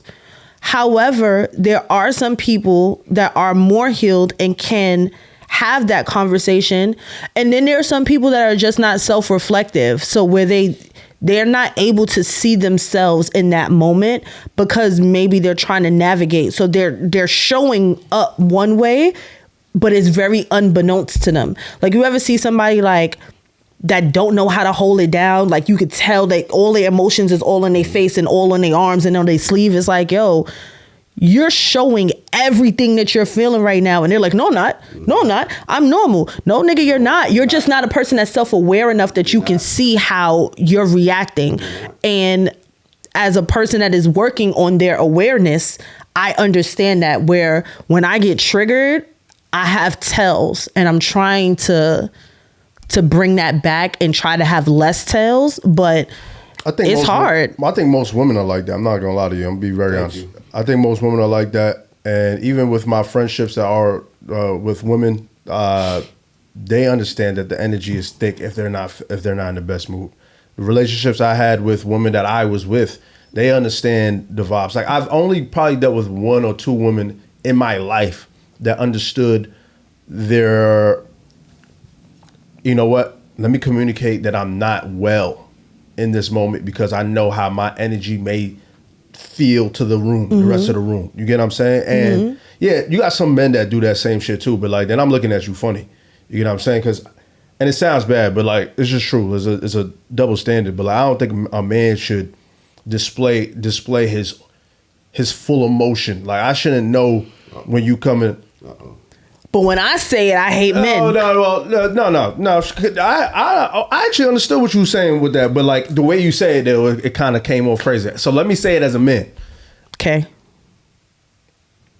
I don't think a man should come into the room and display his emotion, make the room feel thick with bad energy. I don't think you should do that. Whatever's going on with your shit, you should deal with it to the people that you trust.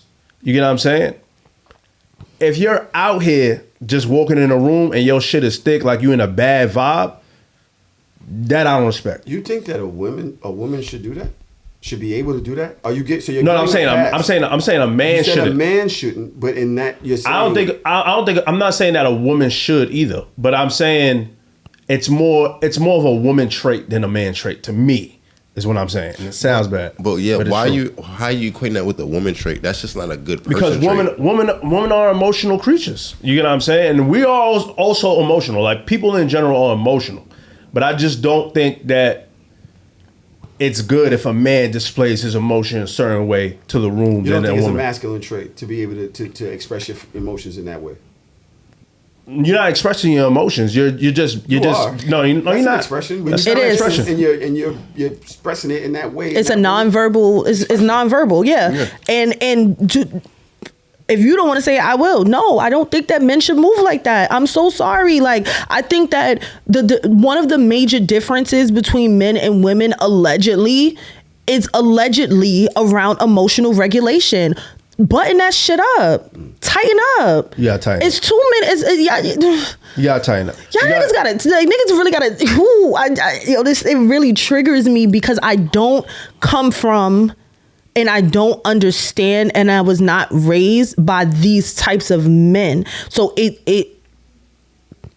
I don't get it. And even as like, I have an uncle that is like an emotional gangster to his core. Like he is like, will punch you in the face and be crying at the same time, but he gonna beat your ass, but he's feeling things. You understand? Like I understand that. Like he's really emotional. He cries all the time. Most gangster nigga I've ever met. But like hold it down. Like I could understand you crying. Bottle it up. But don't tell me why you crying. No. I wouldn't. I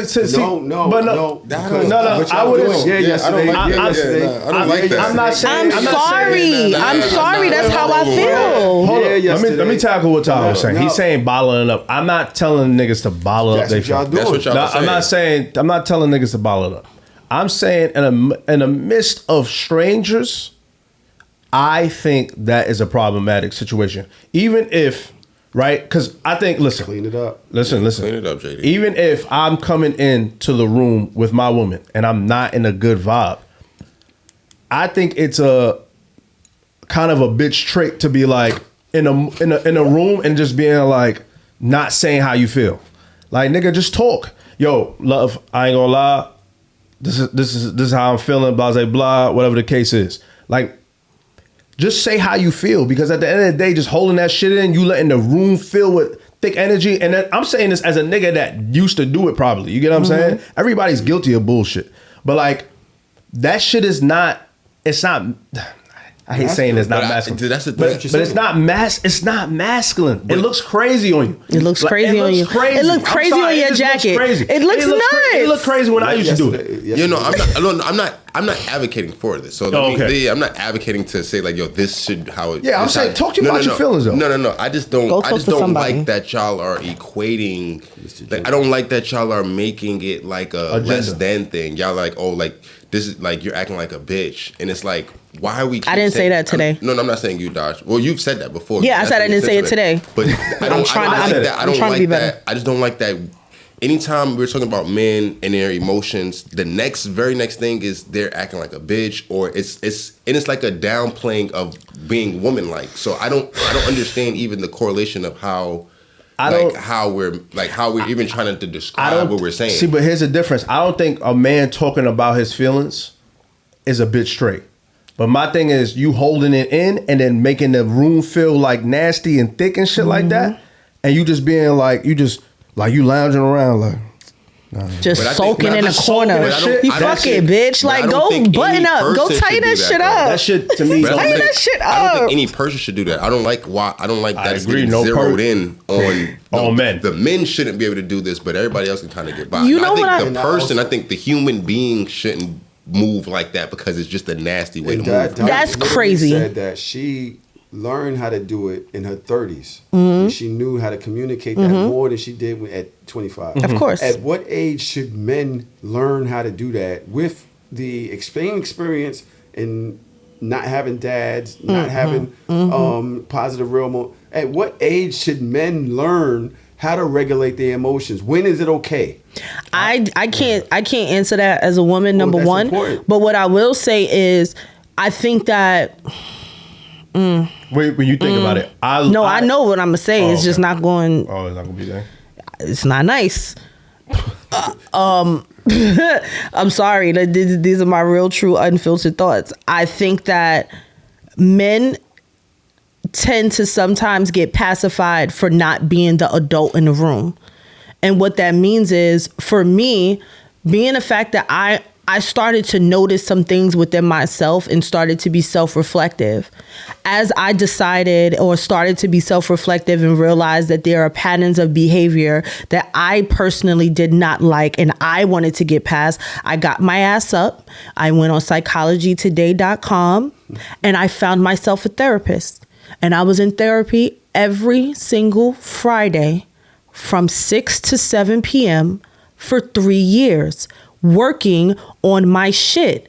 So I don't think that it has anything to do with age. There is no number that you can put on it. It's when you realize that maybe my pattern of behavior needs to shift, then I need to do what I have to do to get myself out of my own way. And I'm sorry, I don't know what that looks like for y'all. I don't know who you can lean on, who you could talk to, whatever the case may be. But at the end of the day, I didn't have that either. I come from a deeply Southern conservative and a deeply Caribbean background, and therapy is not even something that you're supposed to do. I will never forget my father looking me in my face saying to me, why would you go to therapy? If you have a problem, you could just talk to me. I said, I go to therapy because the niggas that need to be in therapy don't go. So I need to fix the shit that's happening within me, because the people that really need to go that have affected me, they're not going. So I don't know how to answer that, but that's the only thing that I can say. Niggas got to grow up. I just feel, and I know, JD, I know you have something that you wanted to say. I just want to say this. You're smarter than that. Not downplaying what you just said. Not purposely downplaying what you just said. I like that. I'm downplaying it. But we literally just said women mature faster.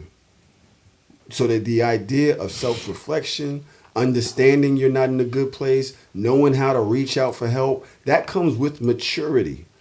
That also comes with different societal standards that are placed on women versus those that are placed on men. Right. The idea that we aren't supposed to be vulnerable. The idea that we aren't supposed to have nothing wrong with us. We got to fight through all of those and get through all of that before we say, yeah, you know what? There's something wrong. I need help. I need to learn how to regulate this. I need to learn how to communicate. So if I'm telling you, and I just use this as a jab to my cousin, hey, you're maturing later than women. But on the very same coin, or the opposite end, you say, well, yeah, well, you weren't ever supposed to act this way. You weren't ever, but you had to learn that in your 30s. So where's the great? You just said, yo, when I was 27, I wasn't able to. When I was 20, you did that whole thing. When I was 27, I learned it. Actually, I learned it in my 20s because I started going to therapy in my 20s. That's why I stopped at 27. Thank you.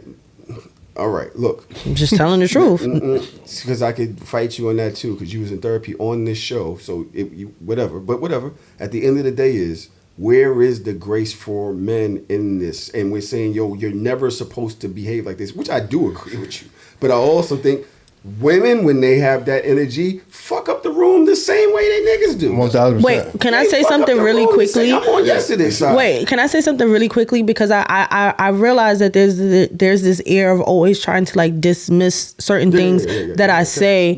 No, yes, because you're telling me that I learned the lesson in my 30s. But I told you that I was in therapy for 3 years, and I started in my 20s, and I was on this show in my 30s. So if I started something in my 20s, when we add it, when did I stop? I don't know. Exactly. That has nothing to do with what we talking. I just have to. Go ahead, get that off. You done? I had to, because you be acting like I'm fucking stupid. Never. I want to be clear. I'm not saying that men are not allowed to feel their feels. Yeah.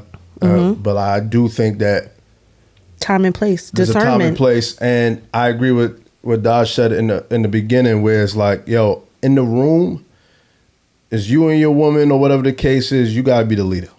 Regardless of whatever the situation is, you could be right as right. She could be all the way on some bullshit. Or like, obviously, it don't even have to be about you. Hey, what's the word? Because she not going to necessarily, I mean, she might come to you like, hey, are you okay? Blah, blah, blah, and things of that nature. But like, and that's probably the time to be like, hey, you know what? This is how I'm feeling, whatever the case is. So you don't fuck up the vibe. Because as a man, you don't want to come across in that way, in that manner. It's never okay for nobody to do it. Point blank, period. But I overly don't think it's okay for a man to do it. I agree, though. I mean, ultimately, I do agree with what you're saying. Yeah. Niggas do be acting like, when you see a guy doing that, it's just like, bro, like it's nasty business. It is nasty, but when I call it out, it's I don't understand why I'm not. But I'm talking about on this show for years. I have said the same thing, and it's like, you hate men, you don't like. And it's not that I hate men. I don't like and I don't agree with a very particular archetype. And I do believe that men are supposed to be leaders. And I do believe that men are supposed to be more emotionally regulated. And I do believe that there's a lot of men that think because they were born with a penis that makes them a leader by proxy, and it does not.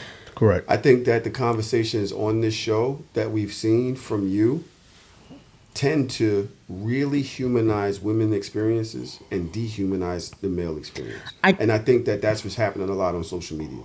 I think that women have, there's a clip for this. Mm-hmm. There's a clip for this. Let me, hold on, let me see if I can. And the spaces that I'm in is, in this era of black girl magic, is there space for black men to breathe and lead? And there is this theory that is pervasive. During this period where we've seen this attention, and most of it is earned attention, on black women, their success, their educational achievement, entrepreneurial success, etc., black men are trying to figure out their place in our communities. What once was a place of leading your household and leading your communities and being able to be that voice and be able to speak out, there are many people wondering if that role is still there or if their voice has to shrink during this era of uplift. Now, I know the quick response that people will say is, oh, well, they can coexist. Mm-hmm. Like there's nobody pushing you out. That's how I feel. And, I think that the response would be that sometimes it's so loud as we praise, as we should, that many times we feel as if our accomplishments, our successes, or even more importantly, our trials and tribulations go unnoticed. And that pushes us further in the back of our homes and further in the back of our communities. And I think that's reflective of some of the things you see. I have a question. I just have a question. I just be having questions. Shout out Bakari Sellers.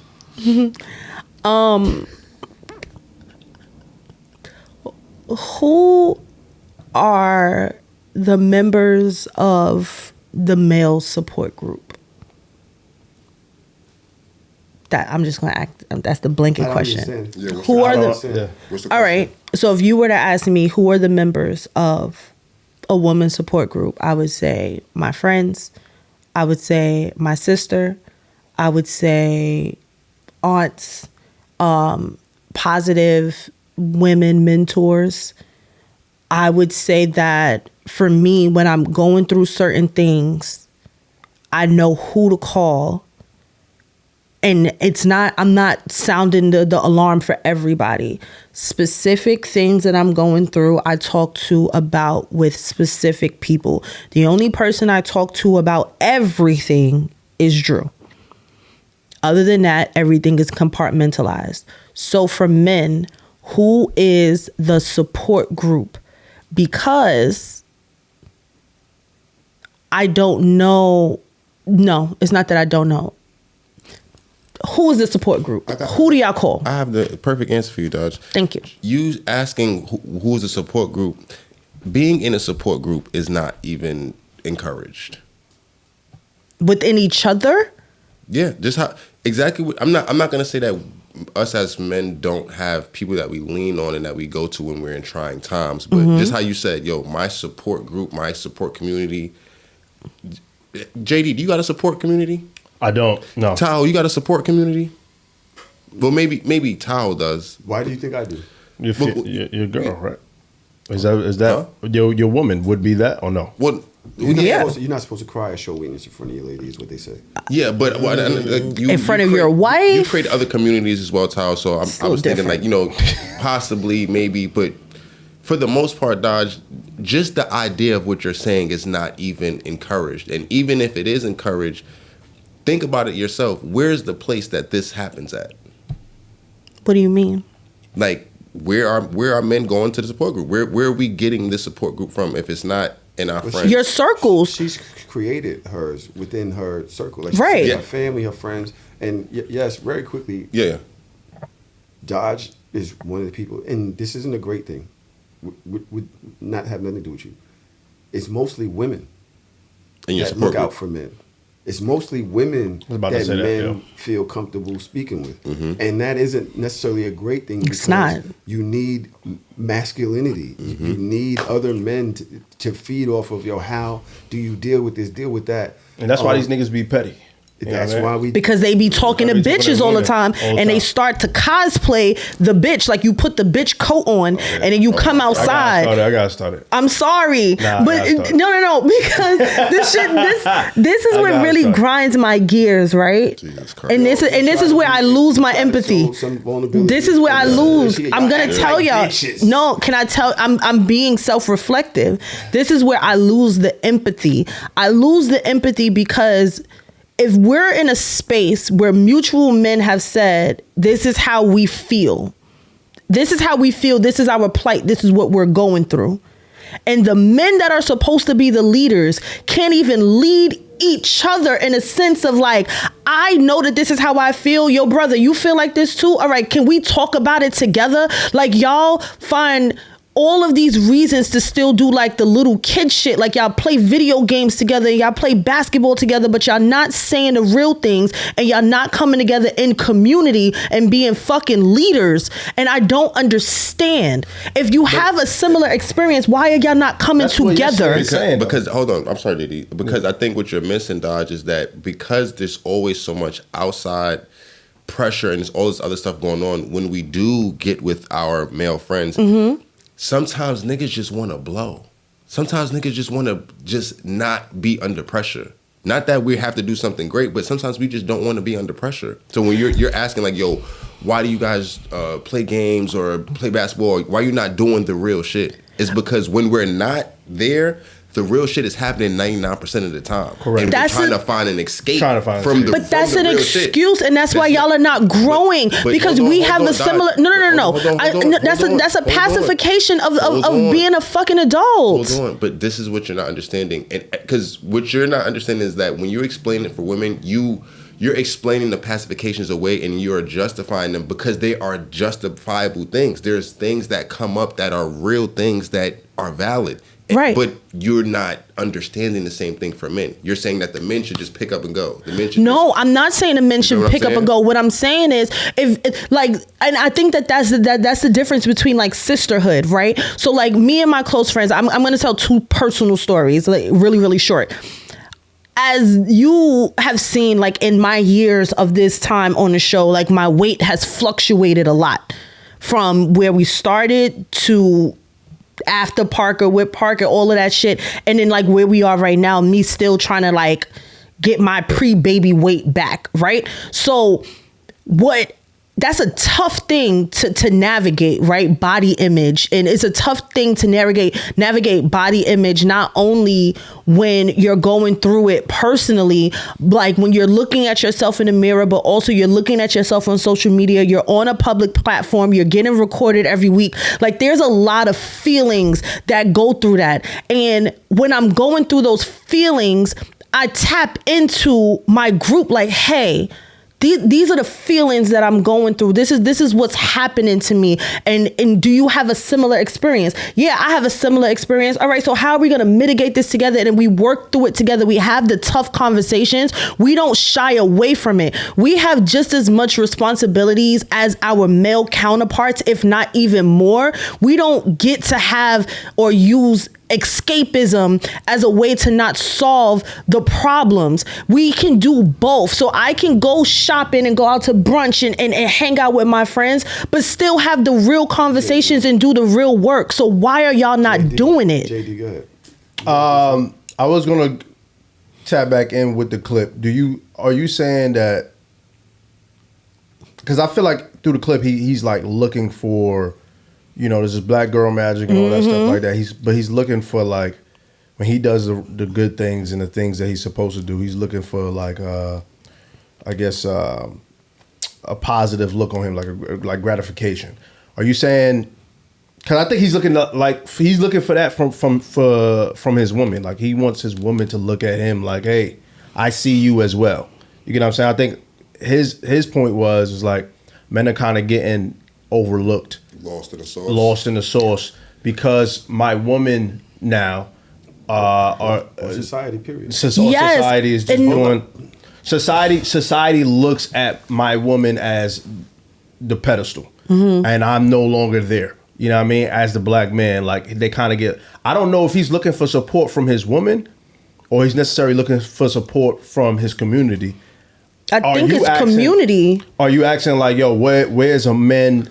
Do you think he should get it from his community, like his man community? Like, I think that lost. Y'all are losing the whole I think I'm not losing the plot. It's about the community. It's about the fact that you were in a space where you have all of this black girl magic, and it's like black men are kind of being put to the back burner in celebration of black women being like explain more. Explain the plot.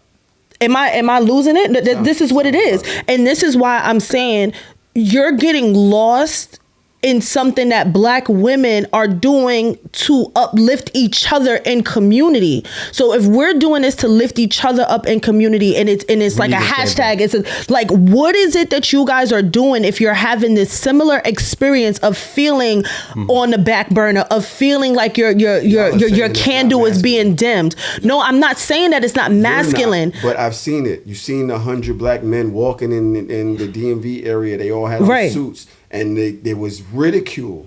There was, since when is this what men do? But that's noise, because those black men are together. They're in community. Yeah, that's the image. But as a woman, there's a lot of noise every day about us aesthetically, about us mentally, financially, where we are, who we are. Like there is so much that we deal with as well, but it's not an excuse to not come together in community and bolster each other up. But Dodge, I think I don't understand how you're missing a point that that she can't hear it. Yeah, it's about men. Yeah, because like just the way that there's specific things about women that niggas have attacked and the society has attacked. It's the same way that people have did it with men. So when you're like, yo, why can't we come together as community? Because there's been so many trinkets and little landmines placed around that we can't be vulnerable. We can't. You can't even do it with each other. Dodge, hello, no, that's hello, JD. But that's the whole point. JD, it's how y'all niggas is violent.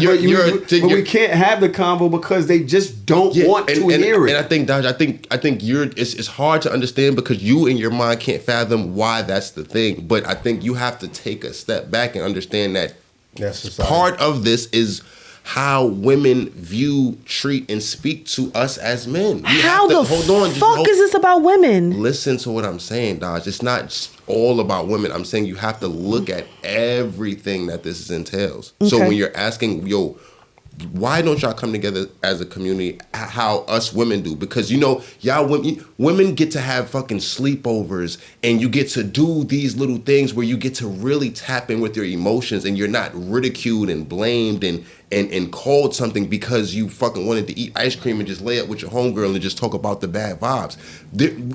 I can't go lay down with fucking Tahoe and watch SVU. To be clear, that's how I'm about to say. To be clear, we don't want to lay with niggas. Because you. But hold on. That's what I'm saying. I'm not saying it has to be the specific thing, but I'm just saying there's a whole lot of extra things where you guys get to tap in, and it's not viewed away. It's not. You're not being scolded. Your sexuality, your manhood, your womanhood is not being cascaded because you wanted to have a fucking heart-to-heart with your homegirl. You needed to cry in the bathroom with your homegirl. You needed to go to the fucking coffee shop and get a beat with your homegirl. You're not looked at a certain way because you wanted to do that. This is crazy. You're literally saying that you don't have community, and the person... The people that are in control of you having community are the same people that are coming up with excuses for not being in community.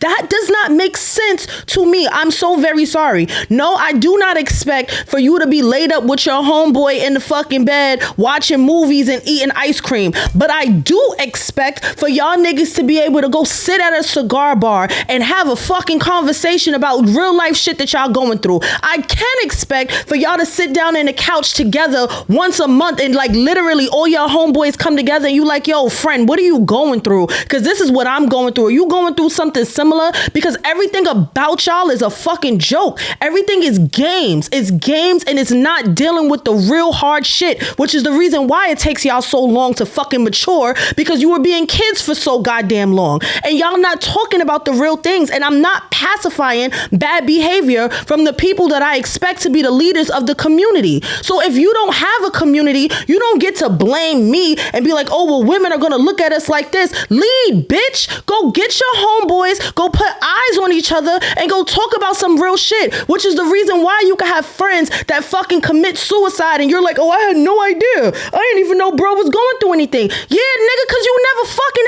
asked. Because all y'all want to do is play games all day. Y'all want to hit each other up to go fucking meet bitches. Y'all want to hit each other up to buy bottles. Y'all want to hit each other up to go play ball. Y'all want to get on the game, get on the Call of Duty, and y'all shooting and shit all these fucking hours and letting out y'all frustration, and y'all not talking about the real things. And then when you come to your girl and you want to complain to her all the time, and she don't really want to hear that shit, because it's like, yo, my nigga, we all supposed to have community. We should be able to come together about the real important things. But no, I don't want to hear every little nuance of what is going on, because where the fuck are your friends?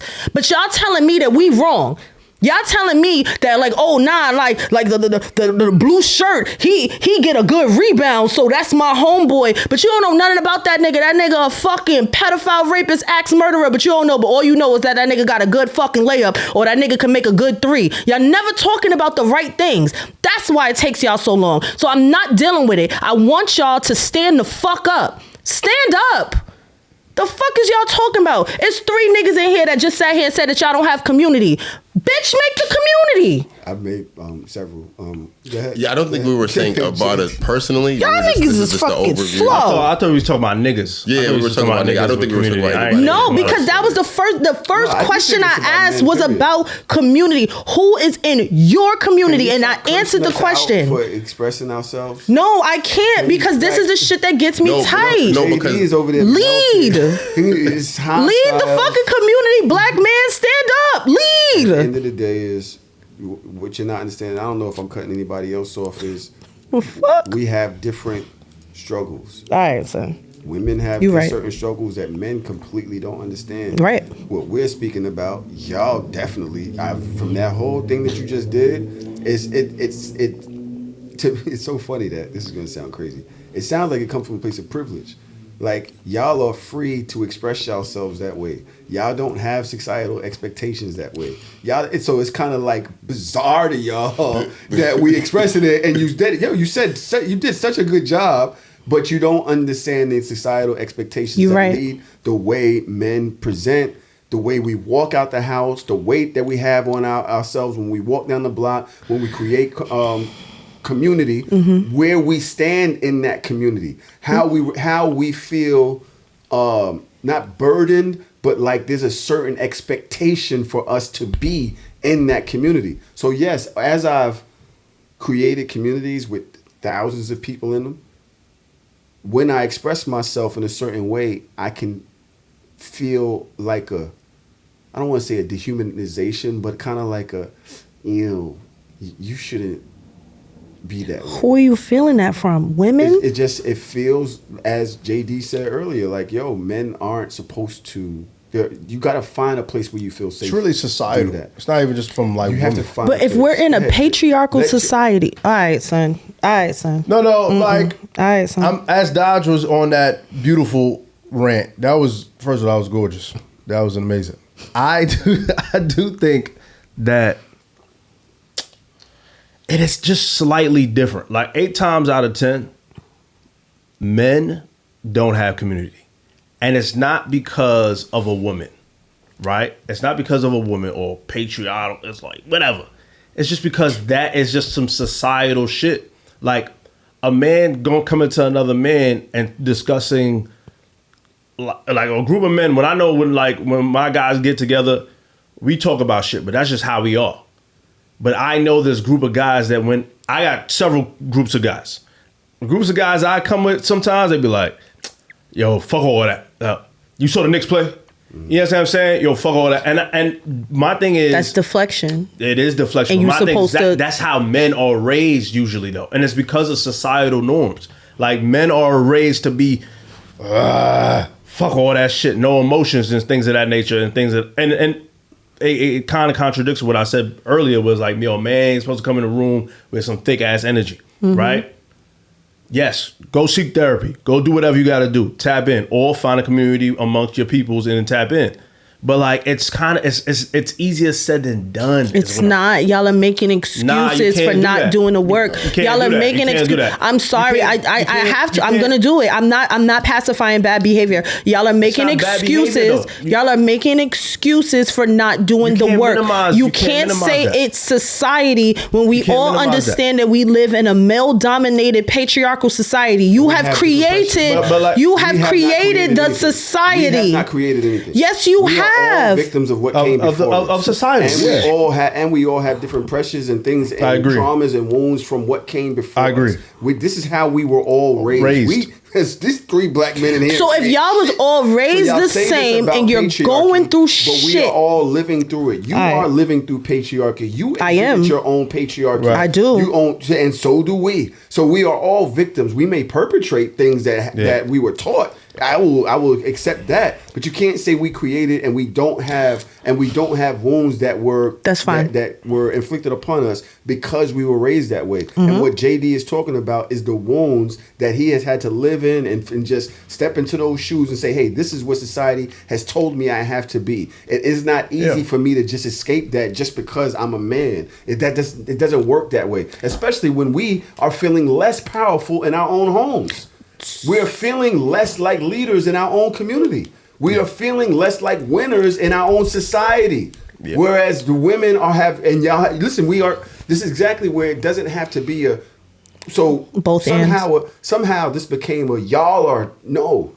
This was never about, to me, that conversation wasn't about women. Okay. This was about men. Right. And how we feel. It wasn't about y'all aren't giving us the ear. Mm-hmm. It was just more about how we feel that we are not, that it is hard for us to find the role, our place right now when we're supposed to be this and we don't know, like we're kind of lost in that. Yeah. And so with respect to everything you said, because I don't think you said anything wrong, that's a perfect view of how it should be. But life ain't perfect. The same way you were speaking about yourself earlier, you expect people expect you to be perfect. They expect you to have the answers. We don't have them shits. And when we walk out the house, we still have to raise the kids. We still have to show up for our women a certain way. We still have to lead. We're still supposed to exhibit this masculine, manly energy that and a lot of times we feel inept.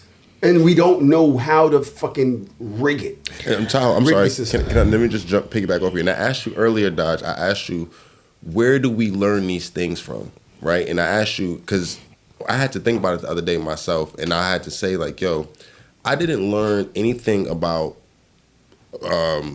women, men, relationship stuff until I got to college, and that's just because of what I graduated in. Mm-hmm. There's not this sense of community information that you think that there's just this men's club that we just all go to and the jewels are just dropped. You get what I'm saying? Like, you have to, like, having a Tahoe or having older brothers, like, those things are a blessing from God because there are so many men that don't have those people. So when you're asking, like, yo, how's this information getting lost?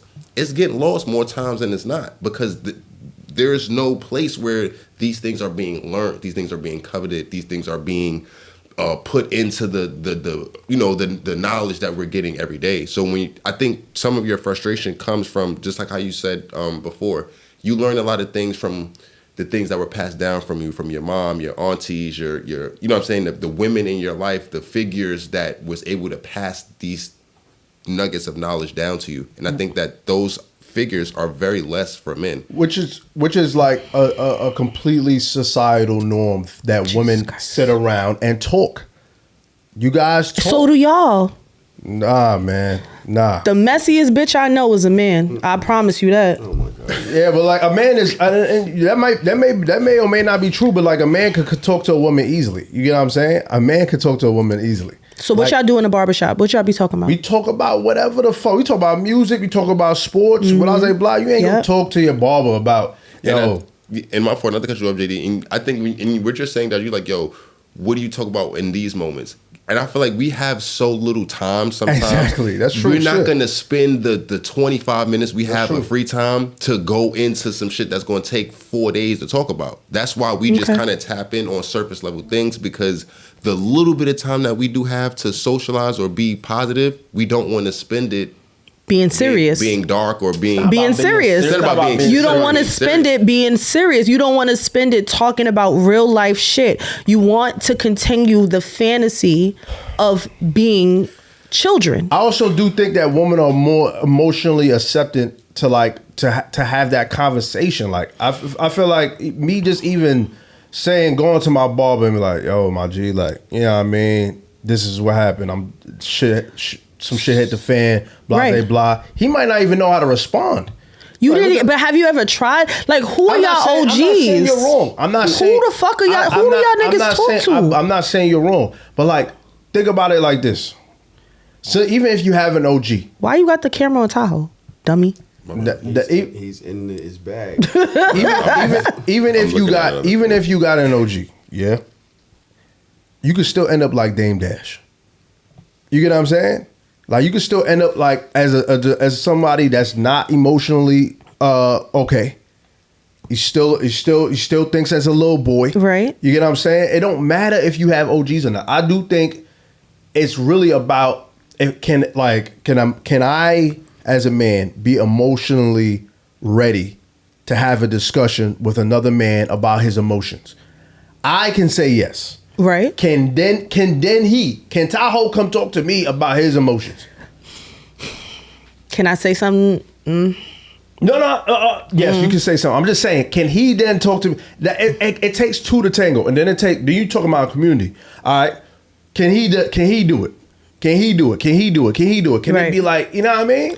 But that also goes into the quality of the people that you have around you.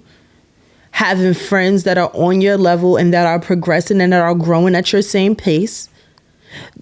There are a lot of scaffolds to why men are not menning right now. And I think that my question to the room, and I hope we actually answer it, the next question I'm going to ask is, what are you three going to do moving forward to try to build masculine community? I speak to the people around me. See, at my age, I'm able to see mistakes I made when I was a boy. Right. Or when I was young. Mm-hmm. So just yesterday, I hate, you got to change your name. It's not even fair, bro. I got to do like a yesterday. Yep, just yesterday. Yesterday squared. We had a man-to-man with trying to do it without judgment, and I kept saying there's no judgment, there's nothing but respect, and I'm building them up, and I'm seeing things, and I'm adding context to where I made certain mistakes and where I can see there could be growth on his end if he was to, you know what I mean? And I'm listening to him talk about situations, and on one end I'm being critical, and then on the other end I'm like, yo, that ain't a you thing.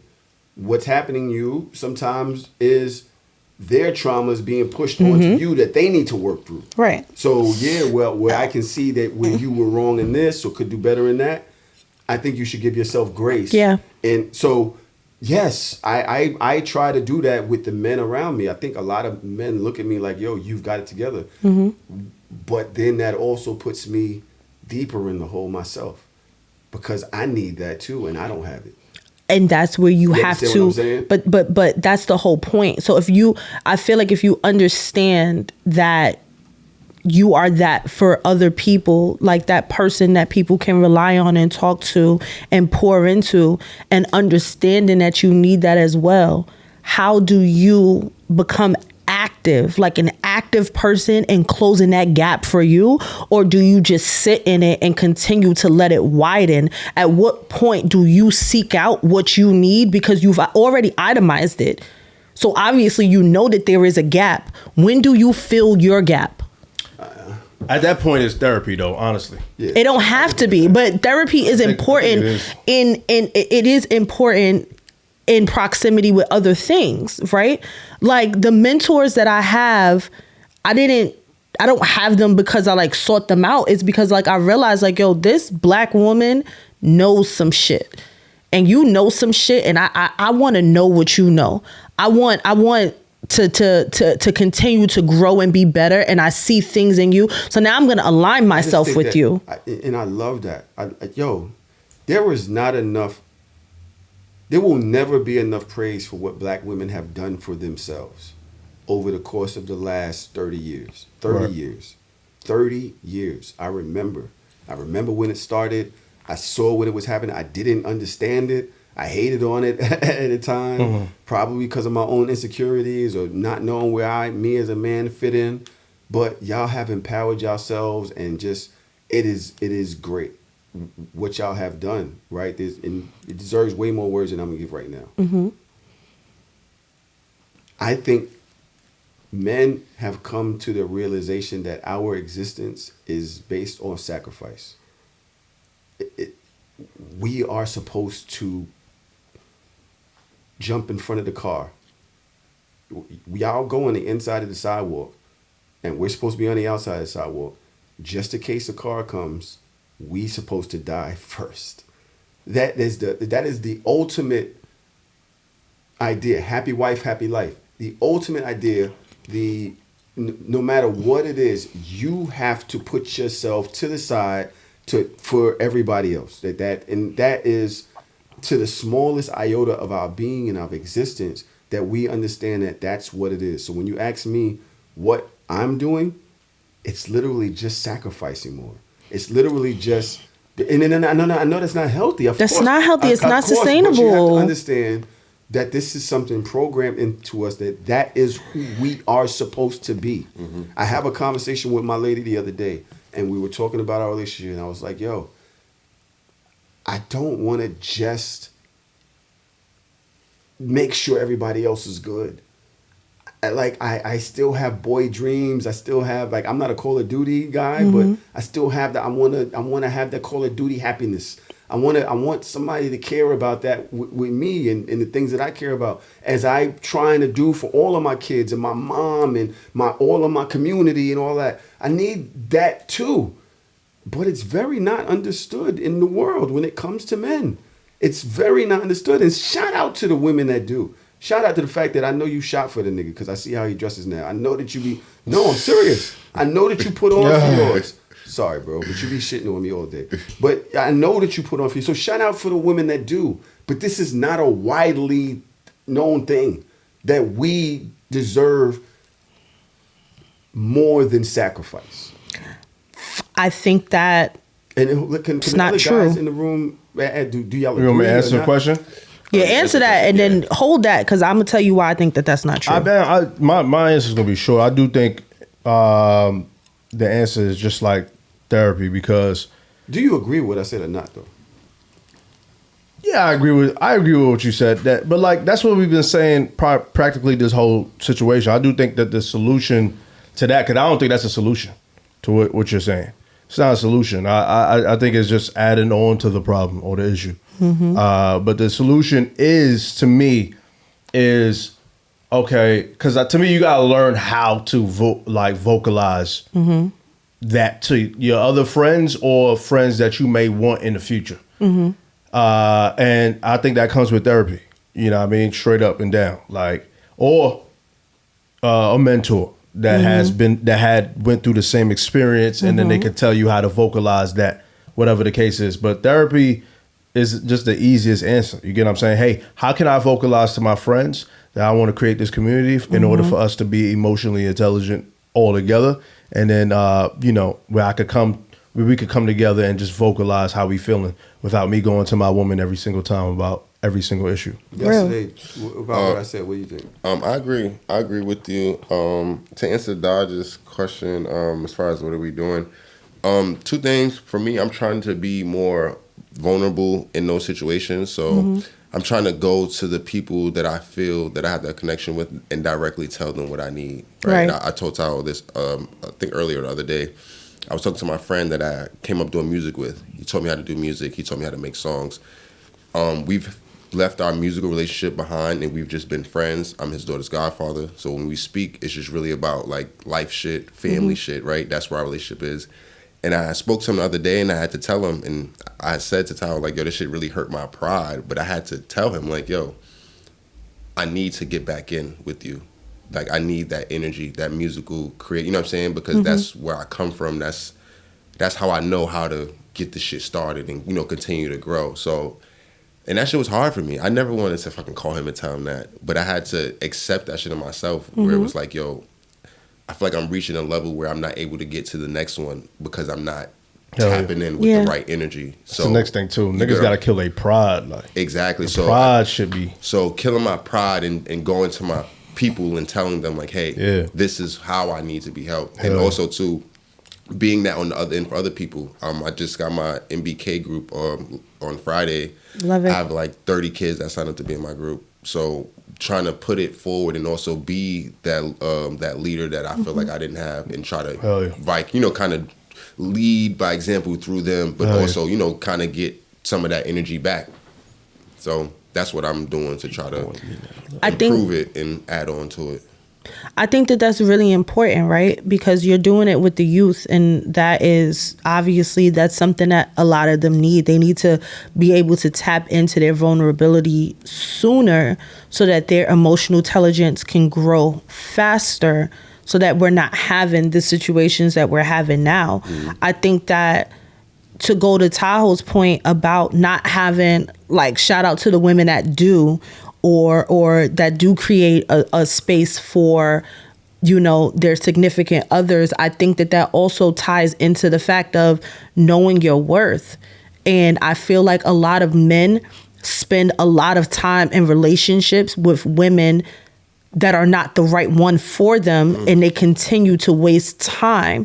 And that's why, again, like, I think that there is a way out of and to grow faster if we itemize where we are seeing the gaps.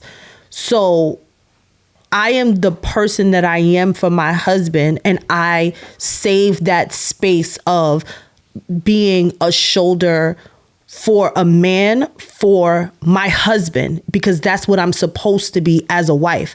I was not doing that as a girlfriend. I was not doing that to several boyfriends. I did it for the person that I was supposed to do it with. If you are in a relationship and you can't be vulnerable, or you don't see yourself being able to be vulnerable with that person, that relationship needs to cease, because you do not have a safe space. Your spouse is supposed to be that safe space for you.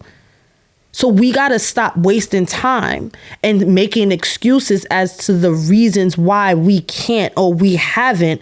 It's because we're putting these roadblocks up that you can't penetrate through. You can't just like time is not going to dissolve. You got to fix the shit. I don't agree with you at all. And the reason why, that's fine. If we have heard this said on the show, this isn't about how smart you are or your understanding of things. This is about the male experience and what people have spoken about. Especially on this show, we've heard this. A man cannot, it is not welcomed by a lot of women in society. And when we have this conversation, take yourself out of it, not you.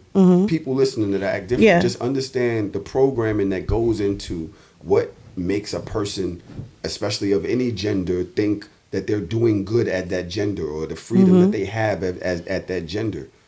You don't remember the conversations where they said a man should never tell his woman, he shouldn't cry in front of her, or shouldn't tell her that he's financially not capable, or he should not be able to tell her he can't say that to the wrong. You can't say that to the wrong woman. Yes, can't change the tire. Like you should know how to change a tire. I'm gonna die on that. I don't know how to change. Grow the fuck up. I don't know how to change it. I'm standing. Fuck that. I'm doubling down on that. This nigga said.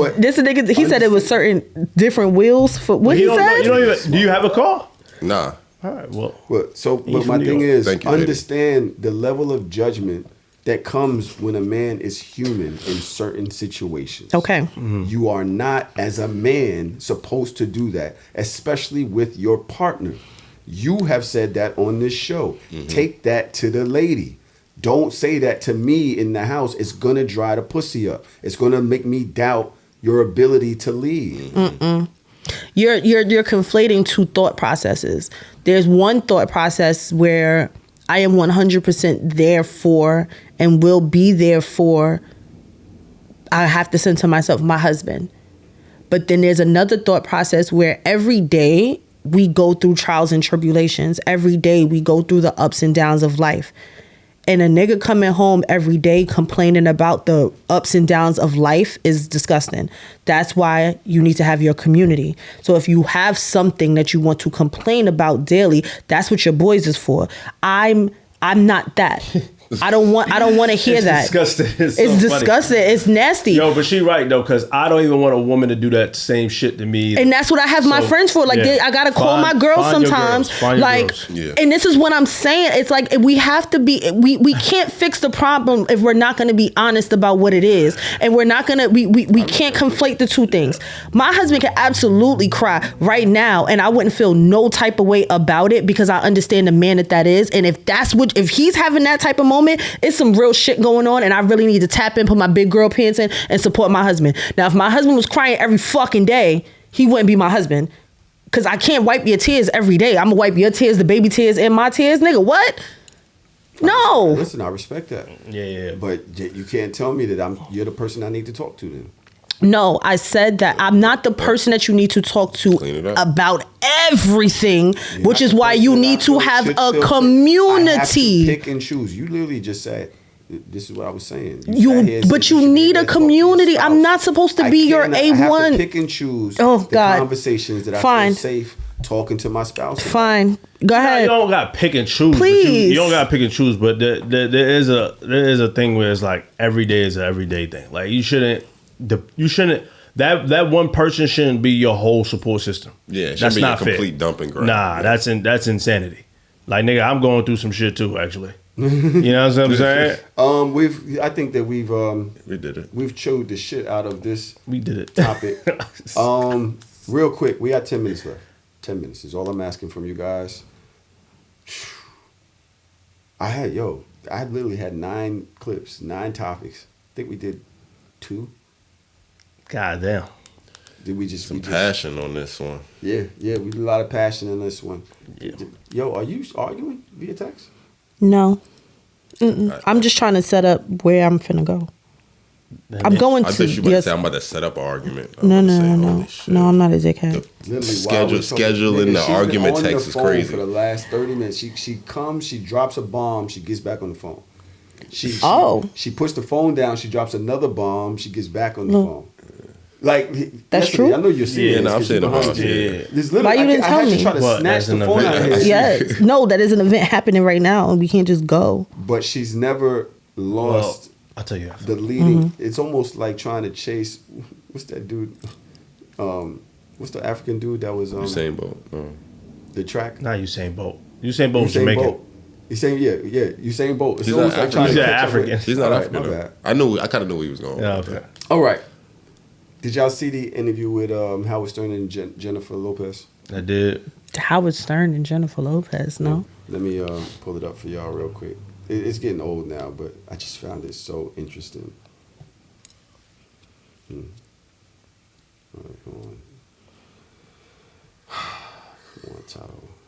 This is ridiculous. You ready? Mm-hmm. Mm-hmm.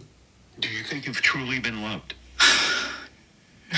No. And do you think you really have experienced loving someone? Yes. You have? Yeah.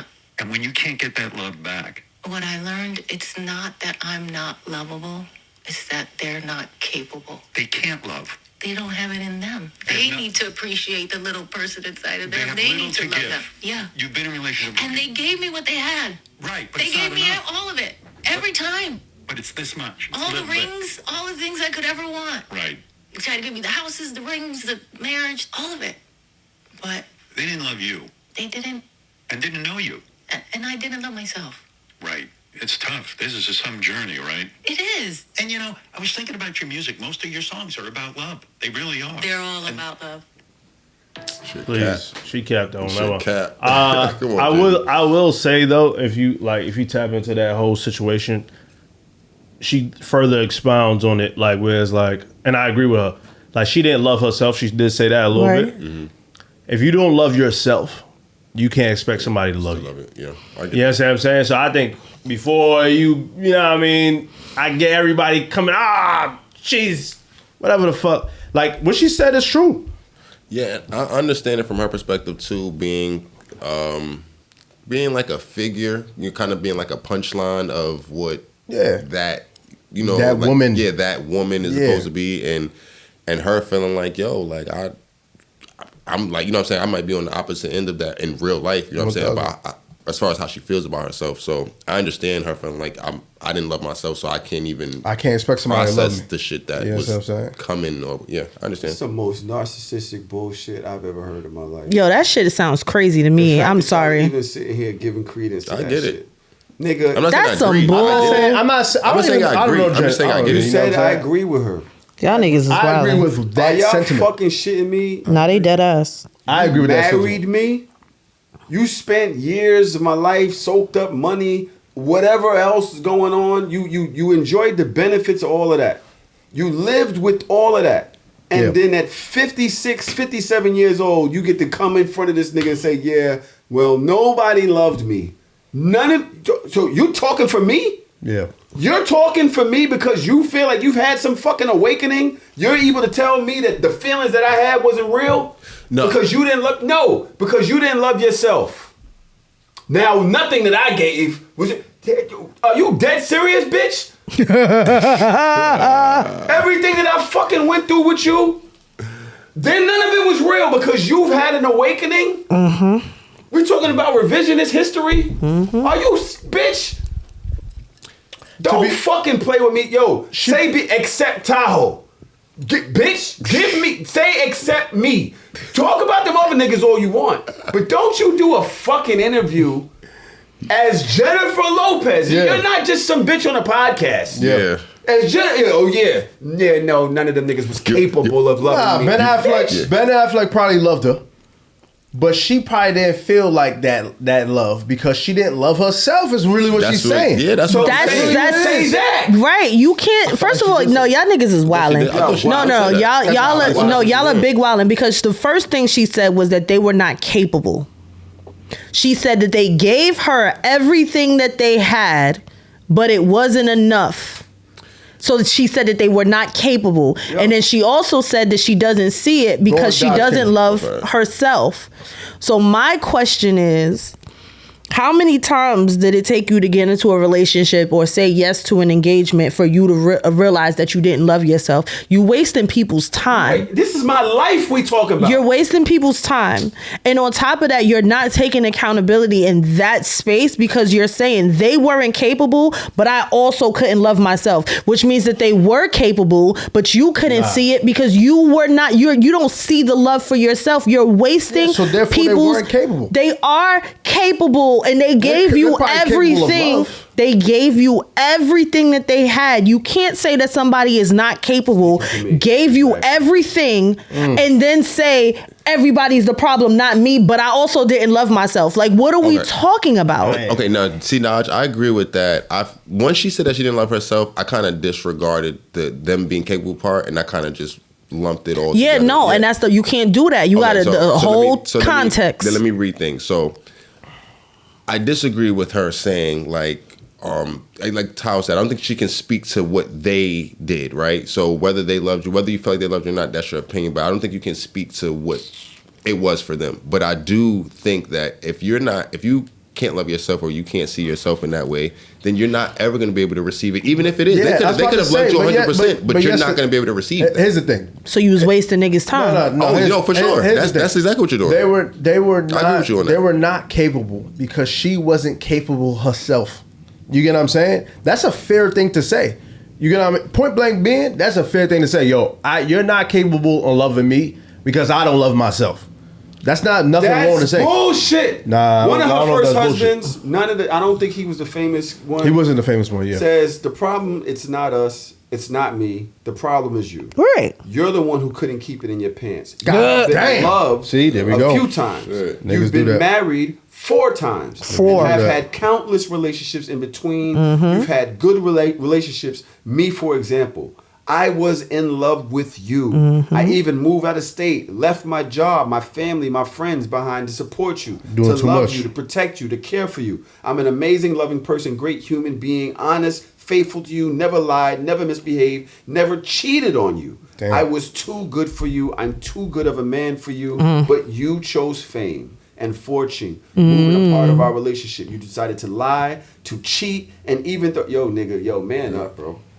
Yo, how many you dead ass said mad motherfucking slide? Yo, what's going on, bro? You was the first nigga. That's her ex? Yeah, that's like the first nigga. She not even thinking about that dude. She wasn't even talking about you. She wasn't even talking about him. Yeah, she wasn't. Like, on the block. She wasn't. We not talking about J-Lo on the block. We not talking about her. We talking about Jennifer Lopez. We talking about puffing them after that. Whatever she did when she was on 167, that don't got nothing to do with this conversation. Not at all. The fuck is he talking? What's wrong with this nigga? This what y'all was talking about? It's 2 more slides after this. Yeah, he's tripping. 2 more slides. But he tripping. He not even. Oh wait, he's responding. I'm sorry. So he's responding to the clip. Yes, yeah, nigga, look at all of the things he was typing. He tripping. Yo, what the fuck you type all this for? That's a lot of typing. Yeah, he's still mad. Yo, so Jay, this the nigga you was talking about changing the energy in the room. There's something wrong with this nigga. There's something wrong with that nigga. Yeah, he's bugging. Nah, but J-Lo, to cap the show, big cap. Yeah, for sure. Super big cap. For sure. Super, you can't tell me how I felt. Just because you was going through your inner turmoil, you don't know if I loved you through that inner turmoil. You don't know, you can't speak for me on that. And the fact that you're doing this just shows what type of shitty person you are. The fact that you would even go on a show and invalidate everybody else's experiences because you had some type of awakening within yourself. You could suck every dick you ever sucked again because that was fucked up. That's how I feel. So shameless. What? You can suck every dick you ever sucked again. Yo, I never heard that ball before.